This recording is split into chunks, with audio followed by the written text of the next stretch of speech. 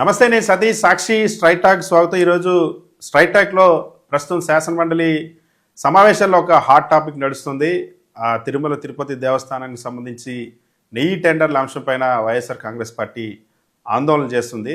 ఎందుకు ఈ ఆందోళన చేస్తుంది, ఎందుకు చంద్రబాబు కుటుంబాన్ని, చంద్రబాబు వ్యాపారాలని వైఎస్ఆర్ కాంగ్రెస్ పార్టీ టార్గెట్ చేసింది, ఆ విషయాలను తెలుసుకునేటువంటి ప్రయత్నం చేద్దాం. మనతో పాటు వైఎస్ఆర్ కాంగ్రెస్ పార్టీ శాసనమండలి సభ్యులు తుమ్మాటి మాధవరావు ఉన్నారు. ఆయనతో మాట్లాడే ప్రయత్నం చేద్దాం. నమస్తే అన్న. నమస్తే సార్. శాసనమండలిలో ప్రారంభమైనప్పటి నుండి మీరు ఒకే అంశం మీద పట్టుబడుతూ ఉన్నారు, ఒకటే టార్గెట్తో ఉన్నారు. ఎందుకు తిరుమల తిరుపతి దేవస్థానంలో నెయ్యి టెండర్ల అంశం చర్చకు రానివ్వటం లేదు, లడ్డూ ప్రసాదంపై ఎందుకు చర్చ జరగడం లేదు? కారణం ప్రతిపక్షమైన మీరా లేదా అధికార పక్షమా? ఈ విషయం ప్రజలందరూ కూడా దాదాపు గమనిస్తూ ఉన్నారు 1 year నుంచి.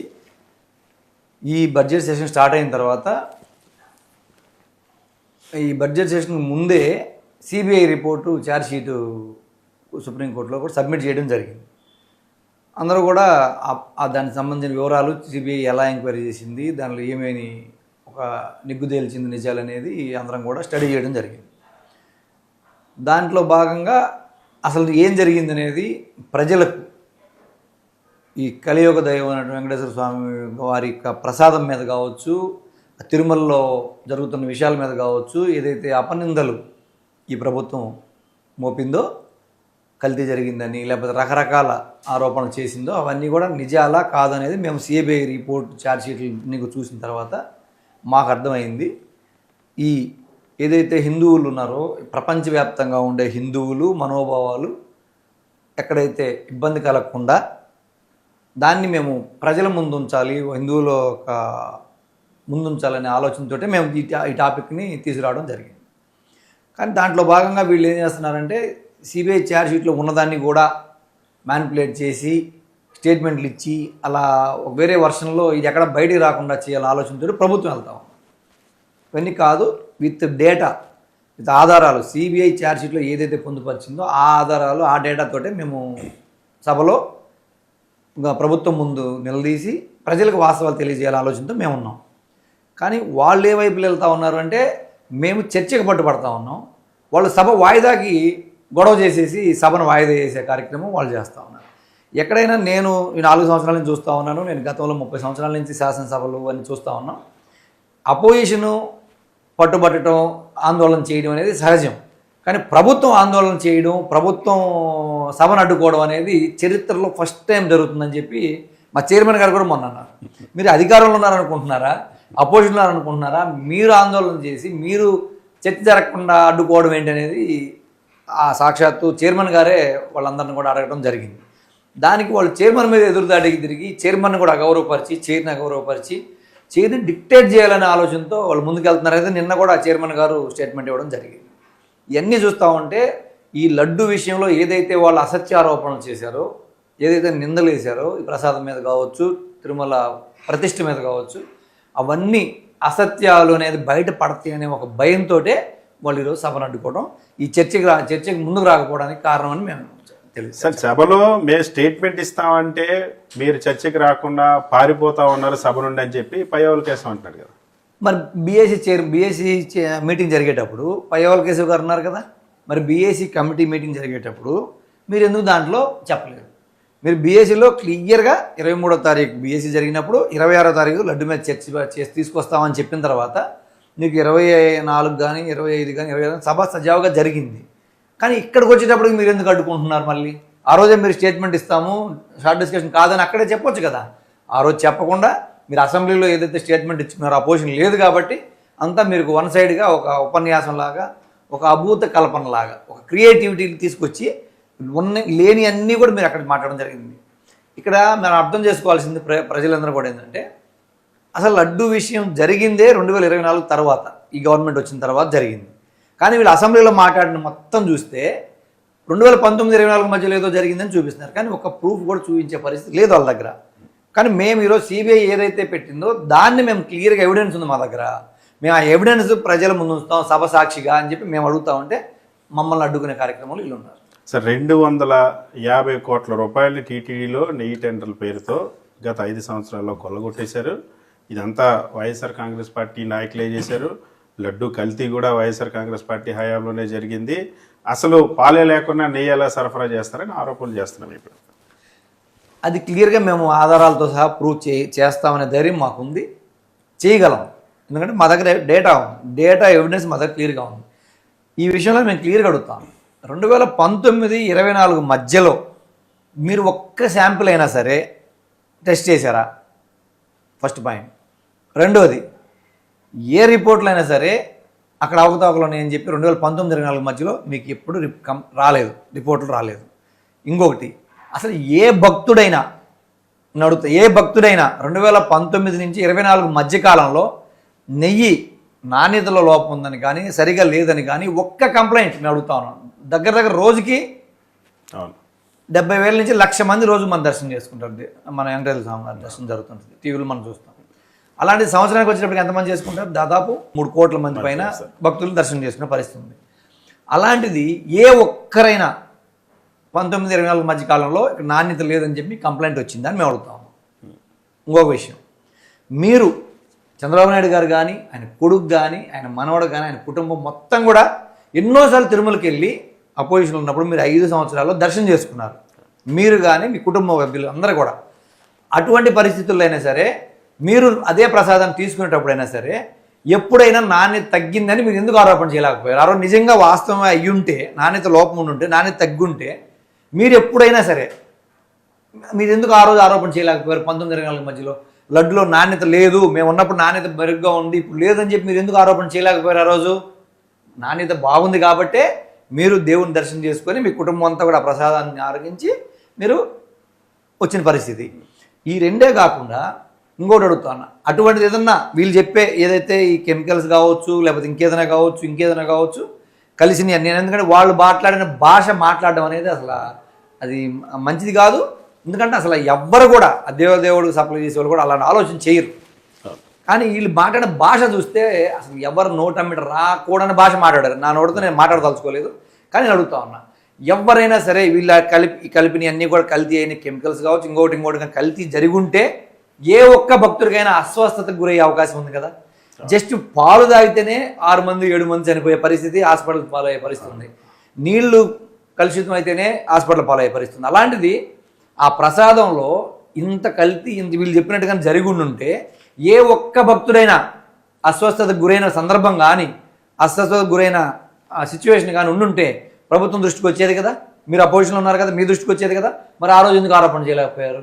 ఇవన్నీ కేవలం వీళ్ళ వ్యాపారాలని దాంట్లో కలుపుకోవడానికి, అక్కడ ఆదాయం వీళ్ళు తెచ్చుకోవడం కోసం కొన్ని డైరీలతో వీళ్ళు కుమ్మక్కై అక్కడ సప్లై పెట్టుకొని వీళ్ళది ఏదైతే ధర ఉంది కదా, ఏదైతే ఈ 321 రూపాయల నుంచి 658 రూపాయలకి పెంచుకోవడం కోసం ఇది ఎక్కడ మళ్ళీ బయటపడుతుందో అని సైడ్ డైవర్షన్ పాలిటిక్స్లో భాగంగా దీన్ని తెర మీద తీసుకురావడం జరిగింది. కానీ మీరు డైవర్షన్ కోసం ఈరోజు ఈ అంశంలోకి హెరిటేజ్ని తీసుకొచ్చారు, చంద్రబాబు కుటుంబాన్ని తీసుకొచ్చారు, చంద్రబాబు వ్యాపారాన్ని తీసుకొచ్చారు, కేవలం బురద జల్లుతూ ఉన్నారు, హెరిటేజ్కున్న క్రెడిబిలిటీని రాజకీయ దురుద్దేశంతో దెబ్బతీస్తూ ఉన్నారని చంద్రబాబు నాయుడు అంటున్నాను. నేను క్లియర్గా అడుగుతాను, అటువంటి ఉద్దేశమే మాకుండుంటే, మా ప్రభుత్వానికి కనుక ఉండుంటే 2014-19 మధ్యకాలంలో మీరే చేశారు.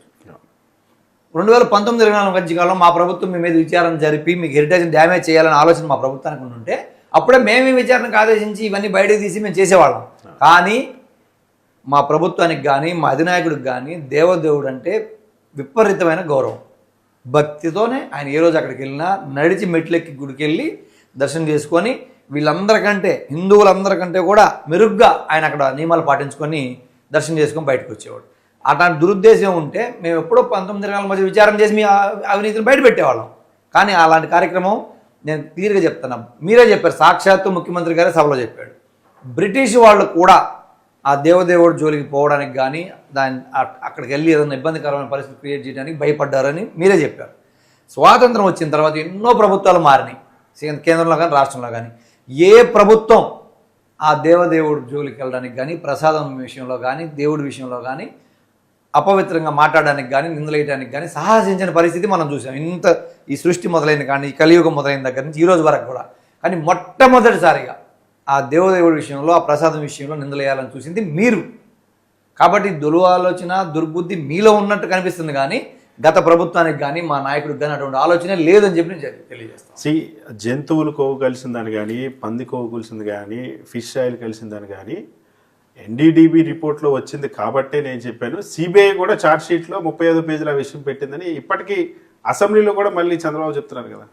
అసలు వీళ్ళకి అర్థం కాదు ఏంటంటే నా పర్సనల్ ఒపీనియన్, ఎన్డీడీబీ రిపోర్ట్లో కానీ ఎన్డీఆర్ఐ రిపోర్ట్లో కానీ రెండు ప్రామాణికంగా ఉన్న సంస్థల్లోనే, నాణ్యత ప్రమాణాలని బాగా మెరుగ్గా పాటించే సంస్థల్లోనే ఎటువంటి కల్తీ లేదు, ఇవి కలవలేదని చెప్పి రిపోర్ట్లు వచ్చింది. నిజాలు మీకు ఎన్డీడీబీ రిపోర్ట్ వచ్చింది ఎప్పుడు వచ్చింది? మీ ప్రభుత్వం వచ్చిన తర్వాత మీరు ఏదైతే ఏఆర్ డైరీకి మీరు టెండర్ ఇచ్చారో, క్వాలిఫై అయిందో, ఆ టెండర్ వాళ్ళ సప్లై 4 ట్యాంకర్లు చేసిన తర్వాత మీరు తర్వాత వచ్చిన 4 ట్యాంకర్లని మీరు రిజెక్ట్ చేశారు. ఎందుకు? కల్తీ జరిగిందని రిజెక్ట్ చేయాల, నాణ్యత లోపం, నాణ్యత ప్రమాణాలు మీరు ఏ పారామీటర్స్ అయితే మీరు పరిగణలో తీసుకుంటారో ఆ పారామీటర్స్ లేవు అని చెప్పి అవి రిజెక్ట్ చేయడం జరిగింది. ఆ రిజెక్ట్ చేసిన లారీలు మీరు తీసుకుపోయి వైష్ణవి డైరీ పక్కన క్రషర్లో పెట్టి 2 నెలల తర్వాత అదే లారీలని మళ్ళీ ట్యాంకర్ అన్లోడ్ కూడా చేయకుండా అదే ట్యాంకర్లని మీరు వైష్ణవి డైరీ బిల్లు పేరు మీద మీరు మళ్ళీ సప్లై చేసి లడ్డు తయారు చేయడం కూడా జరిగింది. కానీ ఇక్కడ క్లియర్గా ఎవిడెన్స్ సిబిఐ ఛార్జ్ షీట్లో పొందుపరిచింది. 4 లారీలు వెనక్కి రావడం, వాటిని అక్కడ పార్క్ చేయడం, ఆ డ్రైవర్లతో సహా ఛార్జ్ షీట్లో పేర్లు పెట్టింది, ట్యాంకర్లు డేటా మొత్తం పొందుపరిచింది. మళ్ళీ అదే నెయ్యిని ఎవరు అర్ధరాత్రి ఏకోజామున 5 గంటలకి అలౌ చేశారు ట్యాంకర్లు పైకి వెళ్ళాలని. నెయ్యి మీ ప్రభుత్వంలో మీరు క్వాలిఫై చేసిన కంపెనీ ఎలా ఆ నెయ్యి సప్లై చేస్తే ఆ నెయ్యి వాళ్ళు లడ్డులు తయారు చేసి భక్తులు పంచింది ఈ ప్రభుత్వంలో. గతంలో ఎప్పుడు ఇలాంటి పరిస్థితులు లేవు. ఎందుకంటే 14-19 మధ్యకాలంలో 11 ట్యాంకర్లు మీ ప్రభుత్వంలో కూడా నాణ్యత లేదని చెప్పి రిటర్న్ చేయడం జరిగింది. మా ప్రభుత్వంలో కూడా 19-24 మధ్యలో 18 ట్యాంకర్లను కూడా రిటర్న్ చేయడం జరిగింది. కానీ ఇప్పుడు రిటర్న్ చేసిన ట్యాంకర్లు మళ్ళీ ఎందుకు రీసప్లై అయింది? ఇదే మళ్ళీ ఎందుకు కొనుక్కొచ్చినాయి? ఇక్కడ క్లియర్గా కుట్ర కనిపిస్తూ ఉంది. ఇది మీకు సంబంధించిన డైరీ కాబట్టి దాన్ని మళ్ళీ వేరే డైరీ మా పేర్లు పెట్టి మీరు లోపలికి పంపించేసింది మీరు. ఎక్కడ మీ ఈ అవినీతి కావచ్చు, లేకపోతే ఈ యొక్క మీ పొరపాటు కావచ్చు బయటకు వస్తుందనే ఒక భ్రమలో మీరు అది నింద అవతల మీద వేసేద్దామని చెప్పి ఒక దురాలోచనతో మీరు చేసిన కార్యక్రమం ఇది. ఆ రోజు రిపోర్ట్లో కూడా ఇవి కల్తీ జరిగిందని లేదు. ఏదైనా క్వాలిటీలో ఏదైనా సరైన మోతాదులో లేవు కాబట్టి దీంట్లో ఏదైనా కలిసి ఉండే అవకాశం ఉందన్నారు, కానీ కలిసిందని నిర్ధారణ చేయలేదు. ఆ రోజు మీరు మాట్లాడిన రిపోర్ట్లో కూడా మేము అది కూడా చూసాం. కాబట్టి ఇది ఏదో వాళ్ళ మైండ్లో తప్పు చేసామనే భావంతో వాళ్ళు అది అవతల మీద దోసేయాలనే ఆలోచన చేశారు తప్ప ఇక్కడ ఎక్కడ కూడా కల్తీ అనేది జరగలేదని చెప్పి నేను చెప్తాను. అసలు ఎలాంటి ఆధారాలు లేకుండా గుడ్డ కలిసి మొహాన్ని వేసినట్టు హెరిటేజ్ నిధిలోకి తీసుకొస్తా ఉన్నారు, హెరిటేజ్ బ్రాండ్ దెబ్బతీయడానికి ప్రయత్నిస్తూ ఉన్నారు అని చెప్పి నారా లోకేష్ కూడా అంటున్నారు. హెరిటేజ్ బ్రాండ్ ఎవరు దెబ్బతీస్తున్నారు? హెరిటేజ్ ఇది ఏదైతే ఇది బయటకు వచ్చిన తర్వాత ఇందాపూర్ డైరీ 17th ఐటమ్ కింద హెరిటేజ్ ఎప్పుడు కూడా దేవాలయాలకు సప్లై చేయలేదని చెప్తాను మీకు. ఏదైతే 17th ఐటమ్ కింద మీ మ్యానుఫ్యాక్చరింగ్ కంపెనీ అని చెప్పి ఏదైతే ఈ ఇందాపూర్ డైరీ ఉందో అది వెబ్సైట్లో నుంచి 5 రోజుల తర్వాత కో మ్యానుఫ్యాక్చరింగ్ యూనిట్ కింద మార్చింది మీరా మేమా? మీ ప్రభుత్వం మీ కంపెనీ మార్చిందా మేము మార్చామా? ఒకటి. రెండోది, ఏదైతే హెరిటేజ్లో సేల్స్ వైస్ ప్రెసిడెంట్గా శాస్త్రి గారు ఉన్నారో ఆయన రిజైన్ చేయించింది మీరా మేమా? క్లియర్ కదా, మీరా మేమా? హెరిటేజ్ దీంట్లోకి ఎప్పుడు నేను అదే అడుగుతున్నా, సాక్షాత్తు ముఖ్యమంత్రి గారే నిన్న సభలో కూడా దేవాలయం లాంటి అసెంబ్లీలో కూడా మా హెరిటేజ్ మా కుటుంబం ఎప్పుడు తిరుపతి నుంచి కానీ ఏమి సప్లై చేయలేదు, మేము టెండర్లో పార్టిసిపేట్ చేయలేదు, ₹1 తిరుపతి డబ్బులు మేము మా కంపెనీకి రాలేదు అని చెప్పి సాక్షాత్తు ఈ సభలో ఆయన మాట్లాడింది కూడా రాష్ట్రంగా ప్రపంచంలో ఉన్న ప్రజలందరూ చూశారు. నేను దాన్ని క్లియర్గా అడుగుతాను, మీకు నిజంగా మీ మాటకి మీరు కట్టుబడి ఉంటే మీరు హౌస్లో చర్చకు అలౌ చేయండి కౌన్సిల్లో. నేను ప్రూవ్ చేస్తా మీ హెరిటేజ్ ఎప్పుడు పార్టిసిపేట్ చేసింది, మీ హెరిటేజ్ ఏం సప్లై చేసింది తిరుమలకి, ఆ సప్లై చేసిన దాని తాలూకు మీరు ఎప్పుడు డబ్బులు తీసుకున్నారు, అది ఏ పద్ధతిలో డబ్బులు తీసుకున్నారని నేను ప్రూవ్ చేయగలను. నా దగ్గర ఎవిడెన్స్ ఉంది. నేను వేగ్గా ఎప్పుడు మాట్లాడలేదు అసలు కౌన్సిల్లో ఈ 4 సంవత్సరాల నుంచి. నేను ఈరోజు కూడా మీ మాటకే నేను కట్టుబడి ఉన్నా. మీ మాట ప్రకారం మీరు నిలబడండి, నా మాట ప్రకారం నేను ప్రూవ్ చేయగలనని చెప్పి నేను చెప్తా ఉన్నా. ఈ 4 రోజులు ఇంకా కౌన్సిల్ ఉంది. 4 రోజుల్లో మీకు నిజంగా దేవదేవుడి మీద కానీ భక్తి కానీ ఏదైనా భయం కానీ గౌరవం కానీ ఉంటే మీరు చర్చకు అలౌ చేయండి.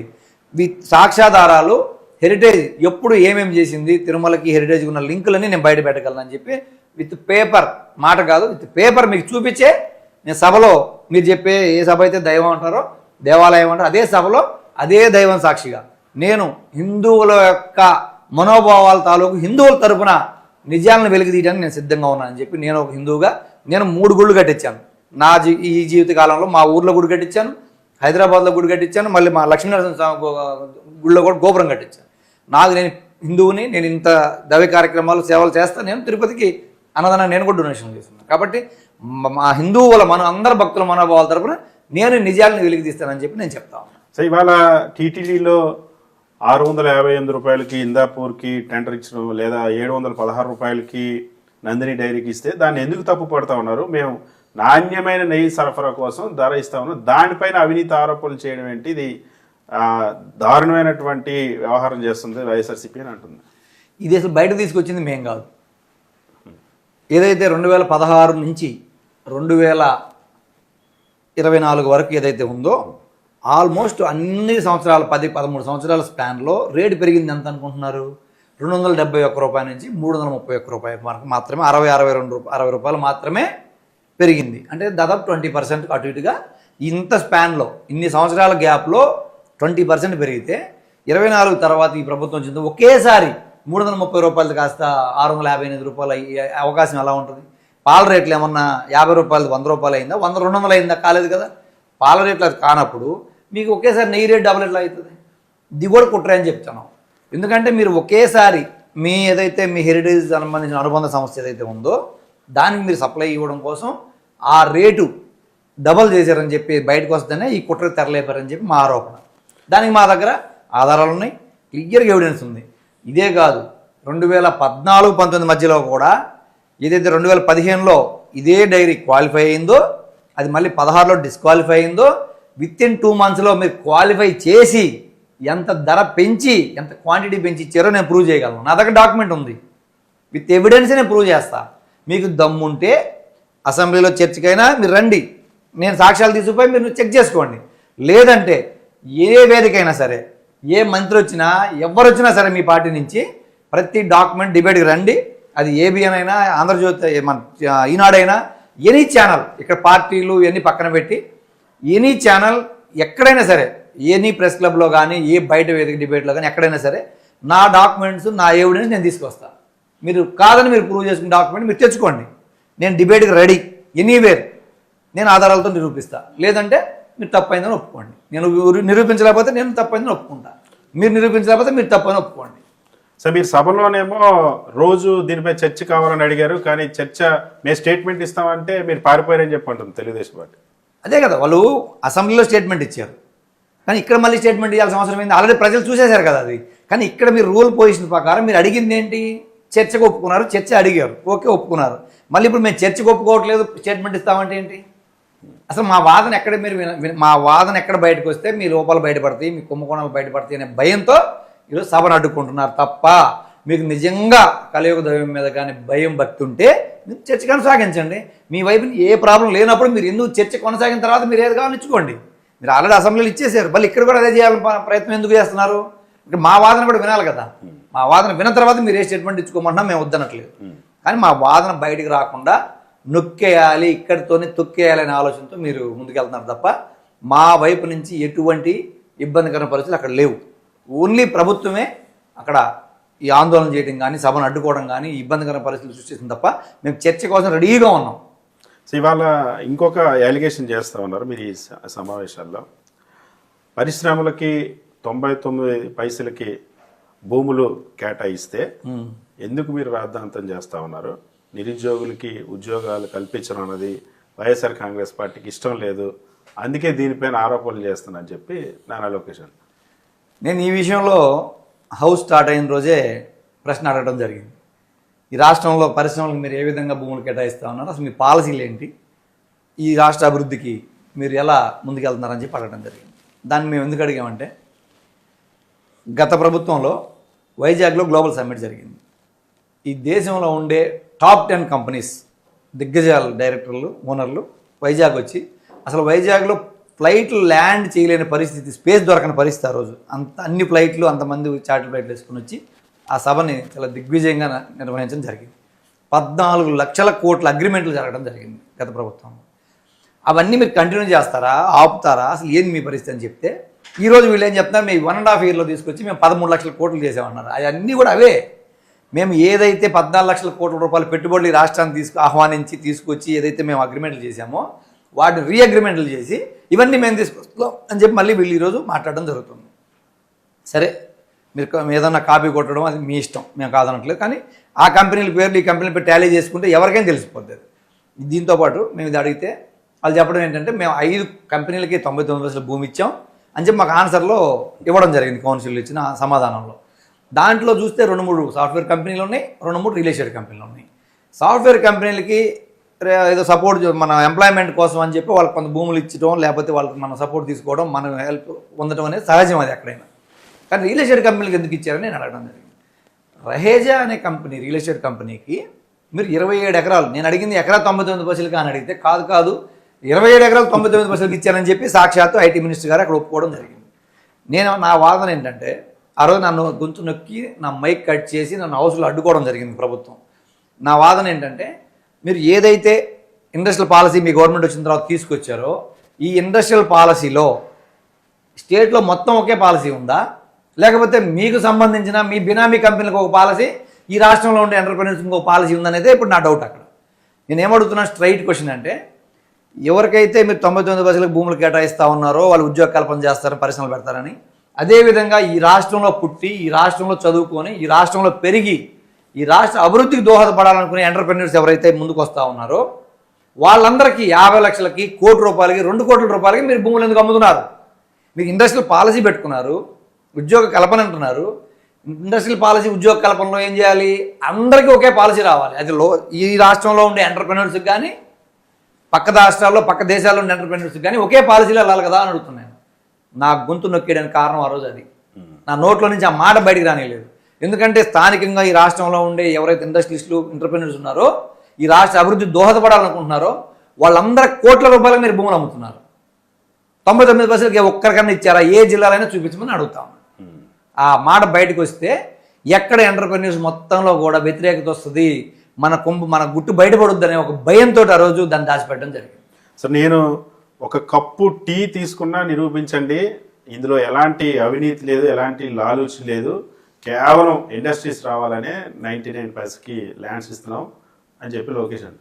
నేను దానికి ఆయన క్వశ్చన్ ఉంది కదా, నేను దానికి సమాధానం చెప్తా. కరెక్టే కదా, మీరు మీకు ఏ ఇది లేకుండా మీరు చేశారు కదా. నేను ఒక్క విషయం అడుగుతా, రాజధాని అమరావతి రైతుల దగ్గర మీరు ఇదే రకంగా భూములు ఎందుకు ఫ్రీగా తీసుకోలేదు, లేకపోతే మీరు ఫ్రీగా ఎందుకు ఇవ్వట్లేదు? మీరు రాజధానికి తీసుకునే ఏదైతే 33,000 ఎకరాలు ప్లస్ గవర్నమెంట్ అంటే 55,000 ఎకరాలు ఉందో, మీరు రైతులకి 40% కమర్షియల్ ప్లాట్ కానీ రెసిడెంట్ ప్లాట్ కలిపి 40% ఇస్తున్నారు కదా. మీరు మిగతా దాంట్లో మీరు రాజధాని కట్టుకుంటున్నారా? ప్రభుత్వ అవసరాలకి మిగతా వాడుకుంటున్నారు, అంతే కదా. మీరు 40% ఇస్తున్నారు కదా. మరి ఇదే విధంగా రహేజా రియల్టర్స్ కంపెనీకి ఇచ్చిన 27 ఎకరాల్లో ప్రభుత్వం వాటా ఎంత అని అడుగుతున్నాయి. 99%కి అక్కడ ఇవ్వాల్సిన అవసరం ఏంటి? ఇక్కడ రైతులకు 40% ఎందుకు ఇస్తున్నారు? మీరు నిజంగా ఒకే విధానంలో, ఒకే పాలసీలో ట్రాన్స్పరెంట్గా మీరు ఉన్నట్టు కనపడాలి అంటే ఇక్కడ రాజధాని రైతులకు 40% ఇచ్చి, అక్కడ వైజాగ్లో ఉండే భూములు, పేదల భూములన్నీ ఎక్వైర్ చేసుకుని గవర్నమెంట్ భూములన్నీ కూడా 99% కంపెనీకి ఇవ్వడానికి ఏంటి మీ ఉద్దేశం? మీరు అక్కడ 40% 50% ప్రభుత్వ వాటా పెట్టుకొని కదా ఇవ్వాలి. మీరు ఎనీ రియల్టర్కి ఇచ్చినా, ఎనీ కంపెనీకి ఇచ్చినా, మీరు ఎక్కడికి వెళ్ళినా ప్రపంచవ్యాప్తంగా ఎవరిచ్చినా సరే నీ ప్రభుత్వం వాటా ఉంటుందా ఉండదా? ప్రభుత్వం వాటా నువ్వు 40% కమర్షియల్ ల్యాండ్, వాల్యుబుల్ ల్యాండ్. ఇంకా అక్కడ మీరే చెప్తున్నారు కోట్లు వాల్యుబుల్ భూములు ఉన్నాయని చెప్పి. అలాంటి భూములు మీరు ఎందుకు 99%కి ఇస్తున్నారు? రహేజాకి ఏంటి మీ రహేజాకి మీకున్న లింక్ ఏంటి? అది ఐటీ కంపెనీ కాదు కదా. లేదు, వాళ్ళు ఐటీ కంపెనీ కట్టినా కూడా వాళ్ళు అమ్మేసుకునే హక్కు ఎందుకు ఇచ్చారు వాళ్ళకి? మీరు అమరావతిలో ఒక పాలసీ, బయట వైజాగ్ భూములకు వచ్చినప్పుడు ఇంకొక పాలసీ అని మేము అడుగుతున్నాం. ఇక్కడే మీ కుట్ర బయటపడుతుందని చెప్పి నేను చెప్తా ఉన్నా. ఉర్సా కంపెనీకి ఎందుకు ఇచ్చారు? ఇంకా వేరే వరల్డ్ ట్రేడ్ సెంటర్ కంపెనీకి 100 ఎకరాలు ఇచ్చారు. ఈ కంపెనీలు అన్నిటికీ ఎందుకు? మళ్ళీ ఒక పాలసీ మీద వెళ్ళేటప్పుడు ఒకే విధానం ఉండాలి. ఉర్సా కంపెనీకి ఒక రేటు, మీ రహేజా కంపెనీకి, రియల్టర్ కంపెనీ ఒక రేటు, మళ్ళీ వరల్డ్ ట్రేడ్ సెంటర్ కంపెనీకి ఒక రేటు, మళ్ళీ ఇక్కడ లోకల్ ఎంటర్ప్రెన్యూర్స్కి ఒక రేటు. ఏంటి తారతమ్యం? లేకపోతే మీ బినామీ, మీతో టైఅప్ అయ్యి బినామీ కంపెనీ చేసే వాళ్ళకి ఇంకొక రేటు. నేను ఇంకొక విషయం రేపు మళ్ళీ ఇండస్ట్రియల్ డిస్కషన్ కూడా ఉంది, కానీ దాంట్లో వీళ్ళు ఆ రోజు మళ్ళీ వాయిదా పడి ఉంది అన్న పరిస్థితి చూస్తే నేను స్ట్రైట్గా దీని అందరూ సంబంధించి అడుగుతున్నాను. కడపలో ఏదైతే ఎస్సీజెడ్ మీద ఉందో అదే ఎస్సీజెడ్లో అందరికీ ఒకే రేటుకు భూములు ఎందుకు ఇవ్వట్లేదని అడుగుతున్నా. ఈ నెలలో ఇదే ఫిబ్రవరి నెలలో మీరు మీ తెలుగుదేశం పార్టీకి ముడుపులు చెల్లించిన కంపెనీకి 5 నుంచి 8 లక్షల్లో భూమి ఇచ్చారు.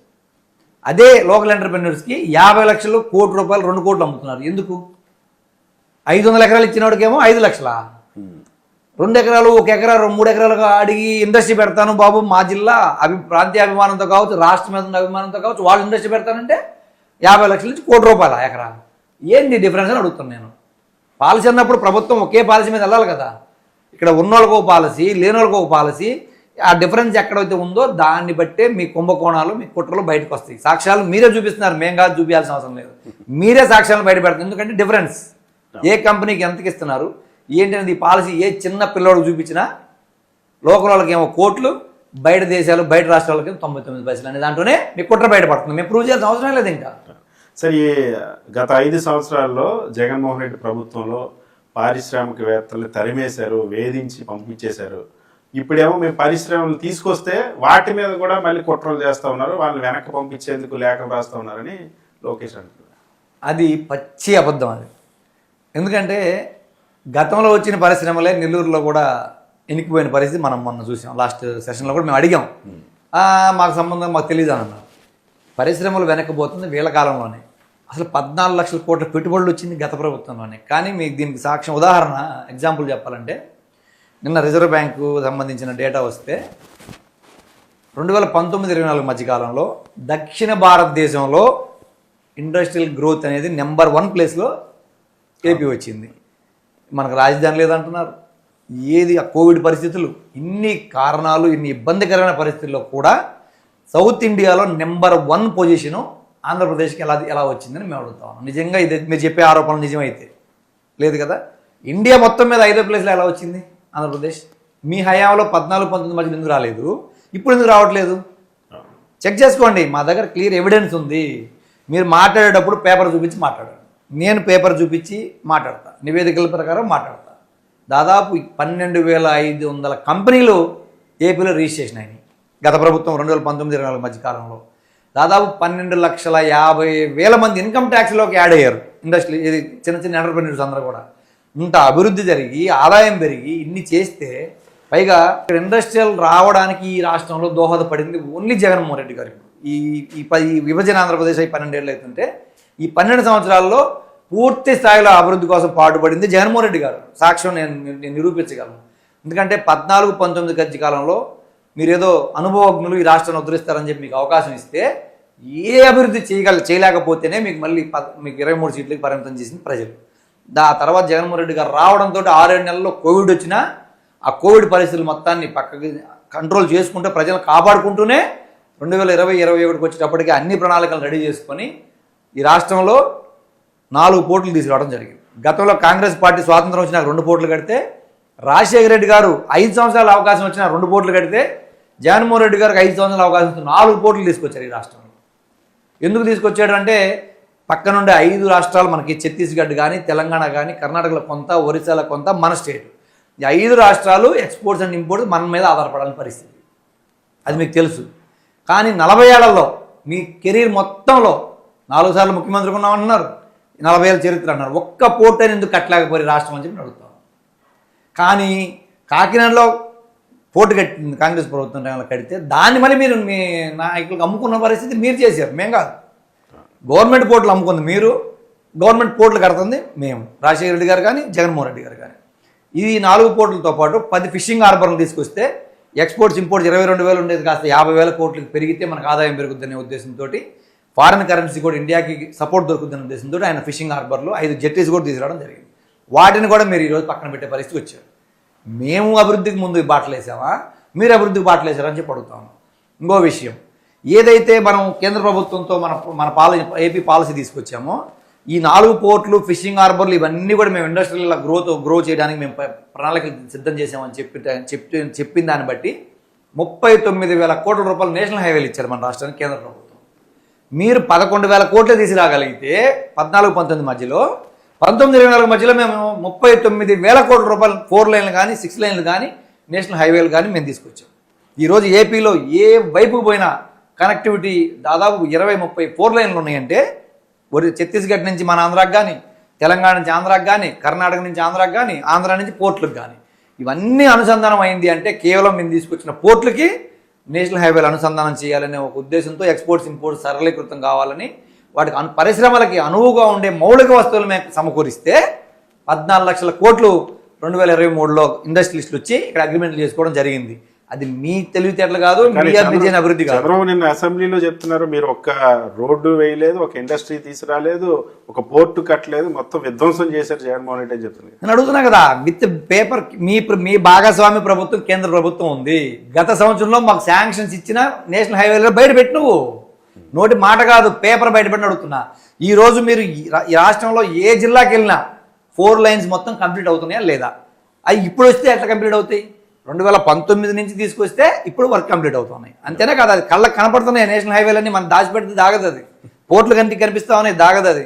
మేము దాదాపు 50% 2 సంవత్సరాల్లో కంప్లీట్ చేస్తే నిర్మాణాలు, ఈరోజు మీరు 5 to 10% కూడా కంప్లీట్ చేయలేని పరిస్థితులు మీరున్నారు. ఈరోజు నిన్న కూడా కౌన్సిల్లో మేము అడిగిన ప్రశ్నకి వాళ్ళు సమాధానం లేని పరిస్థితుల్లో, మా దగ్గర డేటానే లేదని చెప్పే పరిస్థితి మంత్రి వచ్చాడు.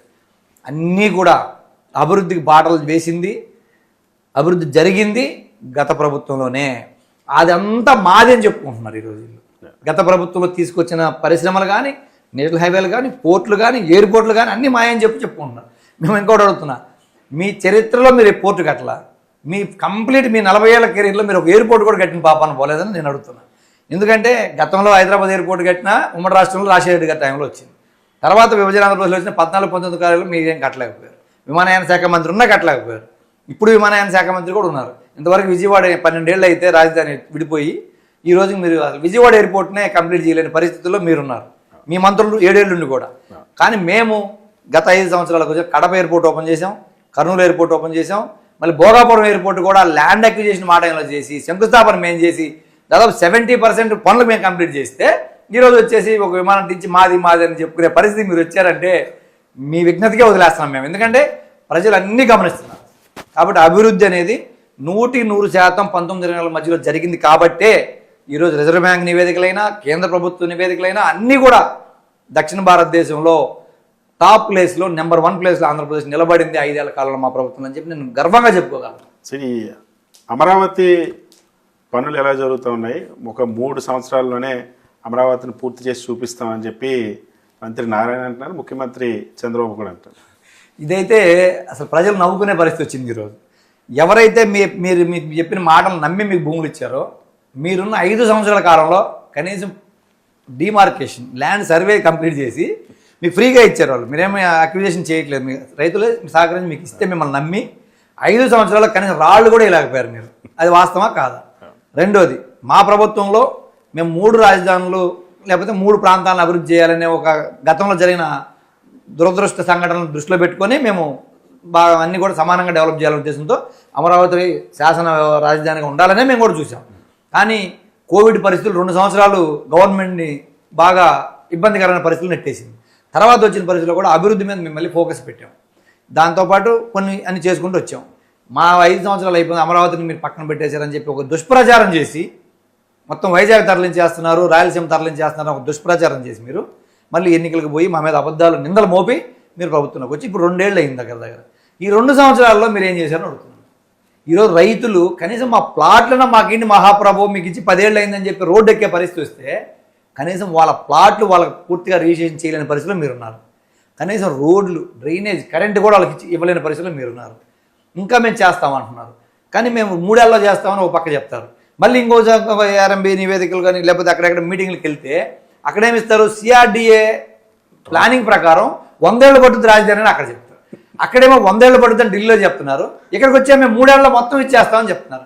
అది నిజమా ఇది నిజమా అని మేము అడుగుతాము. మీరే 2 నాలుకలు పెట్టుకొని లోకల్గా వచ్చేటప్పటికి రైతులు మభ్యపెట్టడానికి వీళ్ళని మోసం చేయడానికి ఇక్కడ ఒక మాట చెప్తున్నారు. ఇదే మళ్ళీ ఢిల్లీ పోయినప్పుడు వేరే ట్రిబ్యునల్స్లోకి వచ్చేటప్పటికి ఏమని చెప్తున్నారు, మేము 100 ఏళ్ళు పట్టుద్ది, మా ప్లానింగ్ ప్రకారం 100 ఏళ్ళు పట్టుద్ది రాజధాని కట్టడానికి అని ఆడ చెప్తున్నారు. ఈరోజు 69,000 కోట్లు టెండర్లు వేసామని చెప్తున్నారు. ఇప్పుడు 2 ఏళ్ళు అయిపోయింది, ఇంకా 2.5 సంవత్సరాలు మీ ప్రభుత్వం పని అయిపోద్ది. ఆ పరిస్థితి వచ్చేటప్పటికి అసలు మీరు కనీసం రోడ్లు మౌలిక వసతులు కూడా కల్పిస్తారని మేమైతే, ఎందుకంటే నేను 4 సంవత్సరాల నుంచి అదే రాజధాని అసెంబ్లీకి వెళ్తా ఉన్నా, ఇంతవరకు ఏవి కనపడింది లేదు. ఈ సంవత్సరం ఏదో కొంచెం అలా అలా అలా పొలాలు కదిలిస్తున్నారు. మీకు ఈ కన్స్ట్రక్షన్ ఫీల్డ్ ఎక్స్పీరియన్స్ ఉంది కాబట్టి అడుగుతున్నా, అమరావతిలో వేస్తున్నటువంటి రోడ్లకి అవుతున్నటువంటి ఖర్చు కానీ, ఇక్కడ చేపడుతున్నటువంటి నిర్మాణాలకు అవుతున్నటువంటి ఖర్చు కానీ బహుశా ఏ రాష్ట్రంలోనూ ఏ దేశంలోనూ జరగట్లేదు. ప్రపంచంలో ఎక్కడ ఉండదు. ఎందువల్ల ఏం జరుగుతుంది అంటే, ఎందుకంటే నేను 25 ఇయర్స్ నుంచి ఇదే బిజినెస్లో ఉన్నా. లేఅవుట్లు డెవలప్ చేయాలి అంటే ప్రైవేట్ వాళ్ళు అయితే సొంతగా వాళ్ళ మిషనరీ పెట్టుకొని వాళ్ళన్ని మెటీరియల్ జాగ్రత్తగా పర్చేజ్ చేసుకొని చేసుకుంటారు. కాబట్టి ఎకరాకి 50 నుంచి 60 లక్షల రూపాయలు మాత్రమే ఎకరాకి ఖర్చు అయ్యే పరిస్థితి. ఇది ప్రైవేట్ లేఅవుట్లు చేసే ఏ బిల్డర్కైనా సరే, ఏ స్టేట్లో అయినా సరే 50 లక్షల నుంచి 60 లక్షల లోపే ఖర్చు అయ్యే పరిస్థితి. అది under ground drainage, under ground current, water అన్నీ అండర్ గ్రౌండ్ చేసి హై అండ్ క్వాలిటీ చేస్తే 50 నుంచి 60 లక్షల రూపాయల లోపల ప్రైవేట్ రియల్టర్స్కి అయిపోతుంది.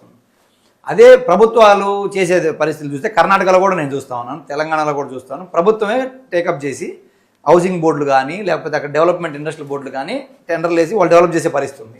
అక్కడ టెండర్లు చూసినా కూడా 50 లక్షల నుంచి ₹1 కోటి లోపలే ఉంటాయి, కానీ ₹1 కోటి దాటే పరిస్థితులు ఈ ప్రపంచంలో ఎక్కడ లేదు.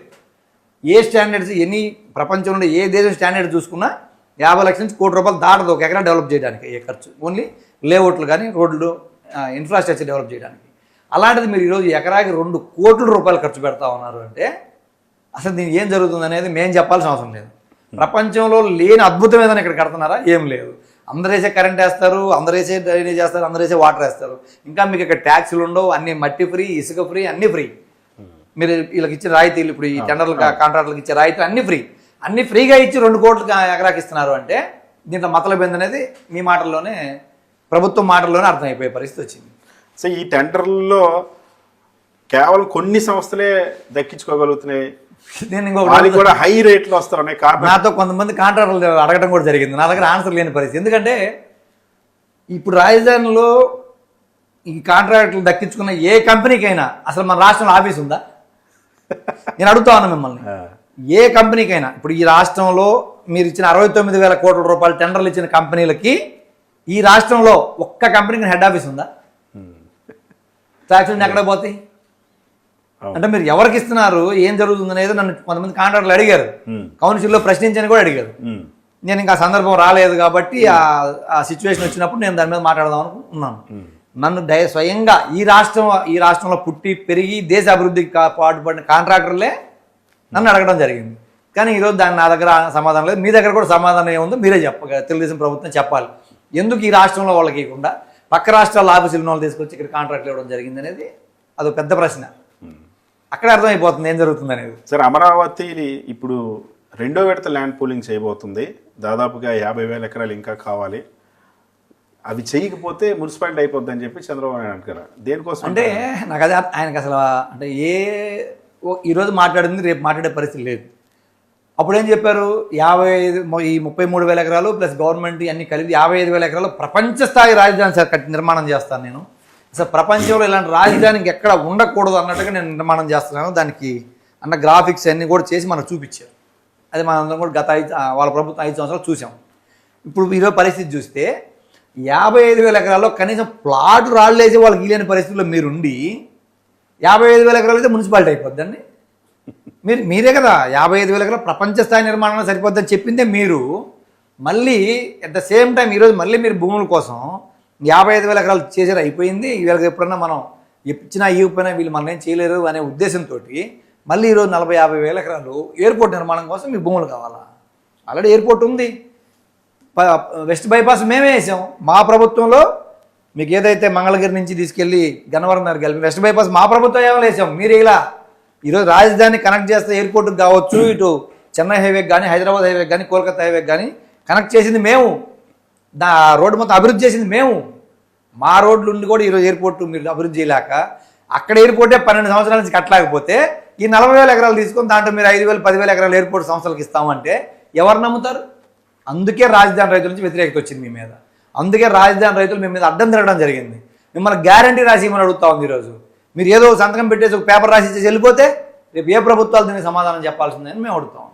కాబట్టి ప్రజలు మిమ్మల్ని నమ్మే పరిస్థితులు లేరు, రాజధాని ప్రజలు మిమ్మల్ని నమ్మే పరిస్థితులు లేరు. ముందు మాకు ఈయన మహాప్రభు అని వేడుకునే పరిస్థితి సిఆర్డీ ఆఫీసుల ముందు ధర్నాలకు వచ్చారంటే అమరావతిలో ఏం జరుగుతుందో అక్కడ రాజధాని రైతులకు తెలుసు, మీకు తెలుసు. కాబట్టి మీరు ముందు 55,000 డెవలప్ చేసి వాళ్ళకి హ్యాండ్ ఓవర్ చేసిన తర్వాత మీరు వేరే దానికి వెళ్ళినా నమ్ముతారు. కానీ ఇలాంటి ఊరికి అబద్ధాలు చెప్పుకుంటూ కాలక్షేపం చేసుకుంటూ గవర్నమెంట్లు మారిపోతూ ఉంటే వచ్చే ప్రభుత్వాలు నిందిస్తే మాత్రం దీనివల్ల ఉపయోగం లేదు. మీ కమిట్మెంట్ మీరు ఫుల్ఫిల్ చేయండి, అంతే కదా. కానీ మీరేం చేస్తున్నారు?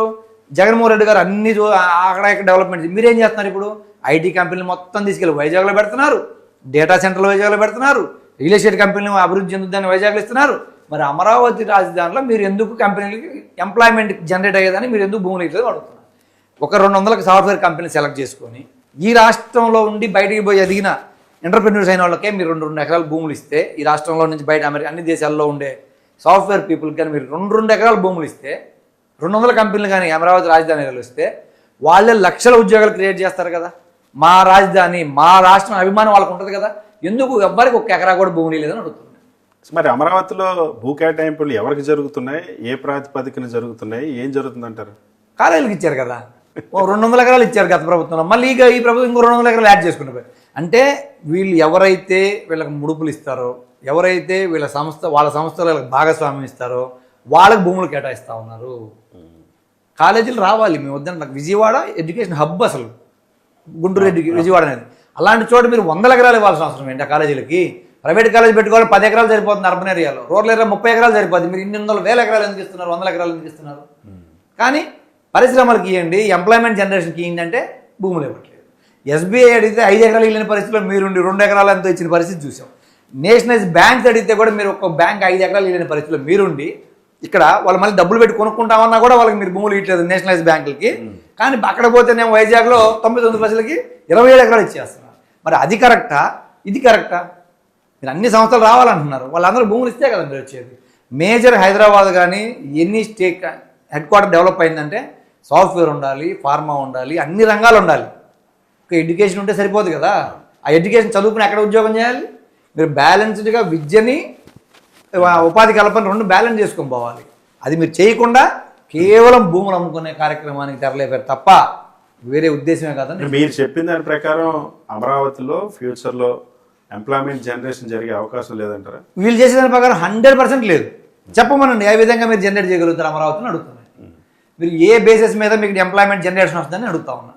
మీరు ఉద్యోగాలు ఇవ్వలేదంటున్నారు, కానీ సాక్షాత్తు అసెంబ్లీలో మంత్రి లోకేష్ మేము తెచ్చిన పరిశ్రమల వల్ల 120,000కు పైగా ఉద్యోగాలు ఇచ్చామని ఆన్ రికార్డ్ చెప్పారు. మరి ఇది నవ్వాలో ఏమనాలో అర్థం కాని పరిస్థితి ఇది.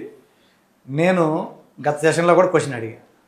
2014-19 మధ్యకాలంలో ఈ రాష్ట్రంలో వచ్చిన ప్రభుత్వ ఉద్యోగాలు ఎన్ని, 19-24 మధ్యకాలంలో ప్రభుత్వ ఉద్యోగాలు ఎన్ని, 24-25 మధ్యకాలంలో మీరు తెచ్చిన ఉద్యోగాలు ఎన్ని అని చెప్పి నేనే క్వశ్చన్ అడగడం జరిగింది. నాకు ప్రభుత్వం ఇచ్చిన ఆన్సర్ చూస్తే 18,000 ఉద్యోగాలు మాత్రమే 2014-19 కాలం మధ్యకాలంలో ప్రభుత్వ ఉద్యోగాలు వచ్చాయి. 18,000. ఇది ప్రభుత్వం డేటా, మీరు కావాలని చెక్ చేసుకోవచ్చు. 19-24 మధ్యలో దగ్గర మొత్తం 3,06,000 ఉద్యోగాలు జగన్మోహన్ రెడ్డి గారు ఇచ్చారు. కోవిడ్ ఉన్నా 2 సంవత్సరాల ఇన్కమ్ లేకపోయినా 131,000 స్ట్రైట్గా సచివాలయ ఉద్యోగాలు సింగిల్ స్ట్రోకులు ఇచ్చిన ఘనత, ₹1 అవినీతి తావు లేకుండా, చిన్న ఆందోళన లేకుండా ఇచ్చిన ఘనత జగన్మోహన్ రెడ్డి గారు. తర్వాత మిగతా ప్రభుత్వ శాఖల ఉద్యోగాలు కానీ, ఆర్టీసీ 50,000 ఉద్యోగాలు కానీ, అన్ని రకాల డిపార్ట్మెంట్లు కలిపి ఓవరాల్గా 2019-24 మధ్యకాలంలో ఇచ్చిన ఉద్యోగాలు, ప్రభుత్వ ఉద్యోగాలు 3,06,000 ఉద్యోగాలు మా ప్రభుత్వంలో ఇస్తే, గతంలో మీరు ఇచ్చింది 5 ఏళ్లలో 18,000 అయితే, ఇప్పుడు 24 వచ్చిన తర్వాత మీరు ఇచ్చింది 15,000 ఉద్యోగాలు మన డిఎస్సీ ఇచ్చారు. కానీ మేము 1998లో మీ నాన్నకాడి నుంచి ఆగిపోయిన ప్రభుత్వ ఉద్యోగాలని మేము కంప్లీట్ చేసాం. పెండింగ్ ఏదైతే నోటిఫికేషన్స్ ఉన్నాయో, పెండింగ్ జాబులు ఏదైతే కోర్టులో వివాదాల వల్ల ఆగిపోయి ఉన్నాయో వాటన్నిటినీ క్లియర్ చేసి అవన్నీ సంపూర్ణంగా వాళ్ళందరికీ న్యాయం చేసిన ఘనత మా ప్రభుత్వాన్ని. అయితే మేము 14 లక్షల కోట్ల ఇన్వెస్ట్మెంట్లు తీసుకొచ్చి అగ్రిమెంట్లు చేసి వాటిని నిర్మాణం స్టార్ట్ చేసి కొన్ని కంప్లీట్ అయినాయి. కంప్లీట్ అయిన వాటి వల్ల ఉద్యోగాలు మా ద్వారా వచ్చినాయి. అవి మీ అని ఈరోజు కౌంట్ చేయాలంటే ఇంతకన్నా అమాయకత్వం అనాలు ఆయన, లేకపోతే ఆయన అవగాహన లోపం అనాలు నాకైతే తెలియట్లేదు. మీరు మా టర్మ్లో వచ్చిన మనం చూసాం, అక్కడ ఏసీలు తయారు చేసే కంపెనీలు అన్నీ మేము తీసుకొచ్చాం ఉద్యోగాలు. ఎవరండి 2023లో 22లో అక్కడ ఇండస్ట్రియల్ కారిడార్లో మనం కంపెనీకి ల్యాండ్లు ఇస్తే ఓపెనింగ్లు మనం చేస్తే ఏది సెంచరీ ప్లైవుడ్ కానీ గ్రీన్ ప్లే కానీ డైకిన్ కానీ అన్నీ కూడా ఇవన్నీ మనం వాటి భూములు ఇచ్చి పరిశ్రమలు ఓపెనింగ్ కూడా మనం చేస్తే వచ్చిన ఉద్యోగాలు అయ్యి ఆ ఉద్యోగాలను నేను తీసుకొచ్చానని చెప్తున్నాడు ఈరోజు లోకేష్. ఇంతకంటే అవగాహన లోపమో అవివేకమో నేనైతే అనుకున్నా.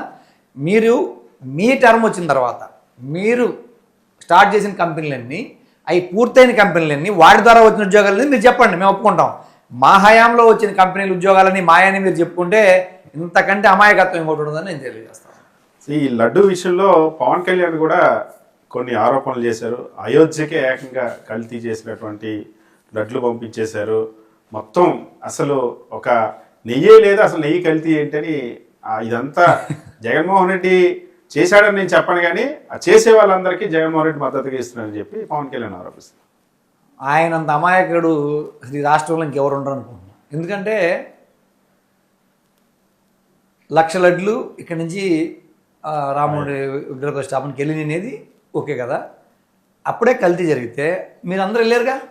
ప్రధానమంత్రి నరేంద్ర మోదీ గారు అక్కడే ఉన్నారు, సినిమా మీ అన్నయ్య చిరంజీవి గారు అక్కడే ఉన్నారు, పెద్ద పెద్ద మీ సినిమా ప్రముఖులందరూ అక్కడే ఉన్నారు. మీరు వెళ్ళారు, మీ అపోజిషన్ ఉన్నప్పుడు మీరు వెళ్ళారు, చంద్రబాబు గారు అందరూ వెళ్ళారు కదా. అయోధ్య రామ మందిరం సంస్థాపన కానీ ఓపెనింగ్ కానీ మీరు వెళ్ళారు కదా.